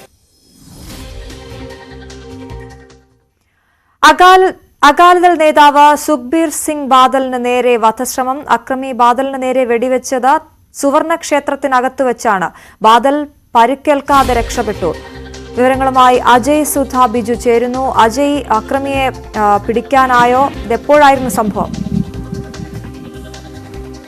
അശ്വതി, ഇന്ന് രാവിലെയാണ് ഇത്തരത്തിലൊരു സംഭവം ഉണ്ടായത്. കഴിഞ്ഞ ദിവസങ്ങളിലെല്ലാം സോഷ്യൽ മീഡിയയിലും പിന്നെ അതുപോലെ വാർത്താ മാധ്യമങ്ങളിലെല്ലാം നിറഞ്ഞു നിന്നതാണ് മുൻ ഉപമുഖ്യമന്ത്രിയായിട്ടുള്ള ഇദ്ദേഹം ഈ സുഖ്ബീർ സിംഗ് ബാദൽ ഇത്തരത്തിൽ ഈ സുവർണക്ഷേത്രത്തിന് മുൻപേ ഈ കുന്തവും പിന്നെ കഴുത്തിലൊരു പ്ലക്കാർഡും തൂക്കിയിട്ടുകൊണ്ട് അവിടെ നിൽക്കുന്ന ഒരു ദൃശ്യങ്ങൾ ഇതിനോടകം തന്നെ വൈറലായിരുന്നു. അദ്ദേഹത്തിൻ്റെ ഈ ഭാര്യ സഹോദരനും ഇത്തരത്തിലൊരു ശിക്ഷ നൽകിയിരുന്നു. അദ്ദേഹം ഉപമുഖ്യമന്ത്രിയായിരുന്ന കാലത്ത് ഒരു കുറ്റവാളിക്ക് ശിക്ഷാ ഇളവ് നൽകിയ ആ ഒരു പശ്ചാത്തലത്തിലാണ്, അതിന് ശിക്ഷയായിട്ടാണ് ഇത്തരത്തിൽ സുവർണക്ഷേത്രവും അതുപോലെ തന്നെ സിഖുകാരുടെ പ്രധാനപ്പെട്ട ആരാധനാലയങ്ങളിലും ഈ സേവനം നടത്തണം എന്നുള്ള തരത്തിലുള്ള വിധി പുറപ്പെടുവിച്ചത്. അപ്പോൾ അതിൻ്റെ ഭാഗമായിട്ടാണ് ഇത്തരത്തിൽ സുവർണക്ഷേത്രത്തിലും മറ്റുള്ള സ്ഥലങ്ങളിലും അദ്ദേഹം ഈ സേവനം നടത്തിക്കൊണ്ടിരുന്നത്. ഇന്നലെ അദ്ദേഹം പാത്രങ്ങൾ കഴുകുന്നതുൾപ്പെടെയുള്ള ദൃശ്യങ്ങളെല്ലാം പുറത്തു വന്നിരുന്നു. അതെല്ലാം വലിയ രീതിയിൽ വൈറലാവുകയും ചെയ്തിരുന്നു. ഇപ്പോൾ ഇത്തരത്തിൽ ഈ ശിക്ഷയുടെ ഭാഗമായി അദ്ദേഹം ഇന്ന് രാവിലെ ഈ സുവർണക്ഷേത്രത്തിന് മുൻപിൽ തുടരുന്നതിനിടെയാണ് ഇത്തരത്തിൽ ഈ വെടിവയ്പ് ഉണ്ടായത്. ഇപ്പോൾ അക്രമിയെ ഇപ്പോൾ പിടികൂടാൻ സാധിച്ചിട്ടുണ്ടെന്ന് തന്നെയാണ് അറിയാൻ സാധിക്കുന്ന വിവരം. ഈ വെടിവയ്പിൽ ഇദ്ദേഹത്തിന് നിലവിൽ പരിക്കേറ്റിട്ടില്ല.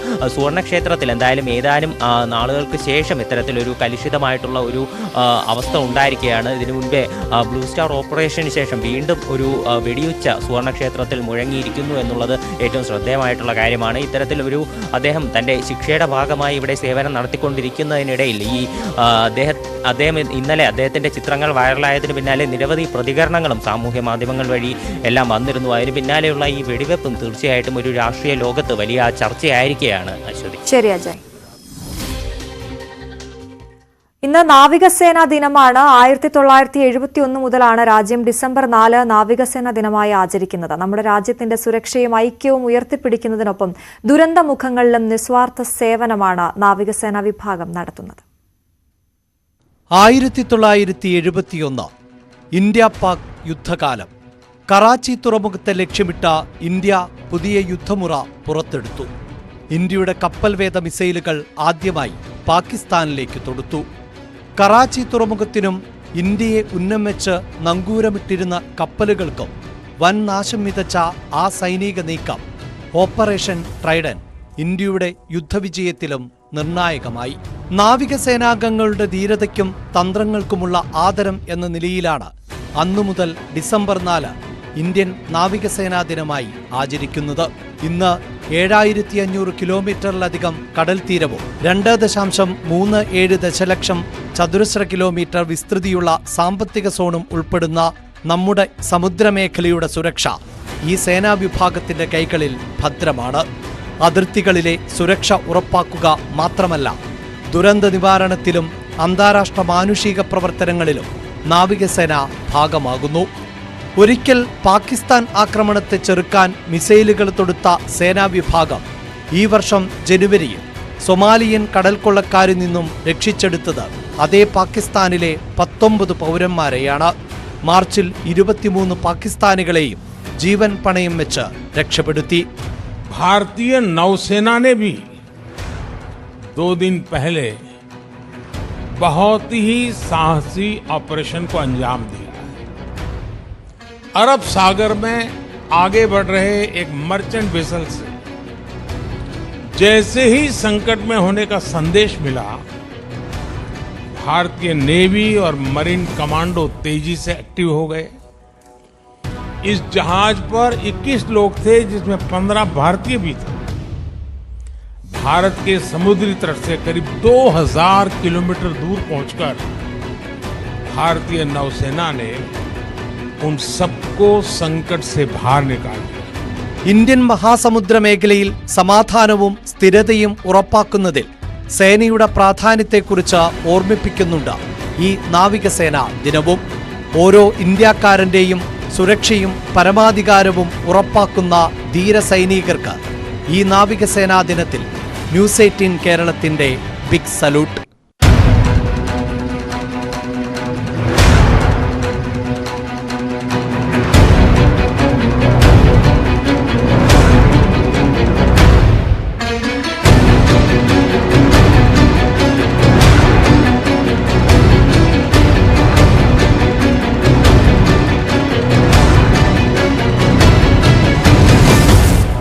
News desk, news 18.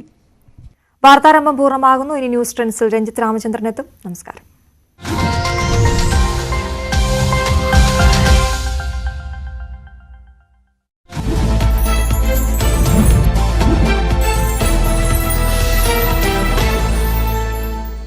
നമസ്കാരം. ഫാസ്റ്റ് ന്യൂസിലേക്ക് സ്വാഗതം.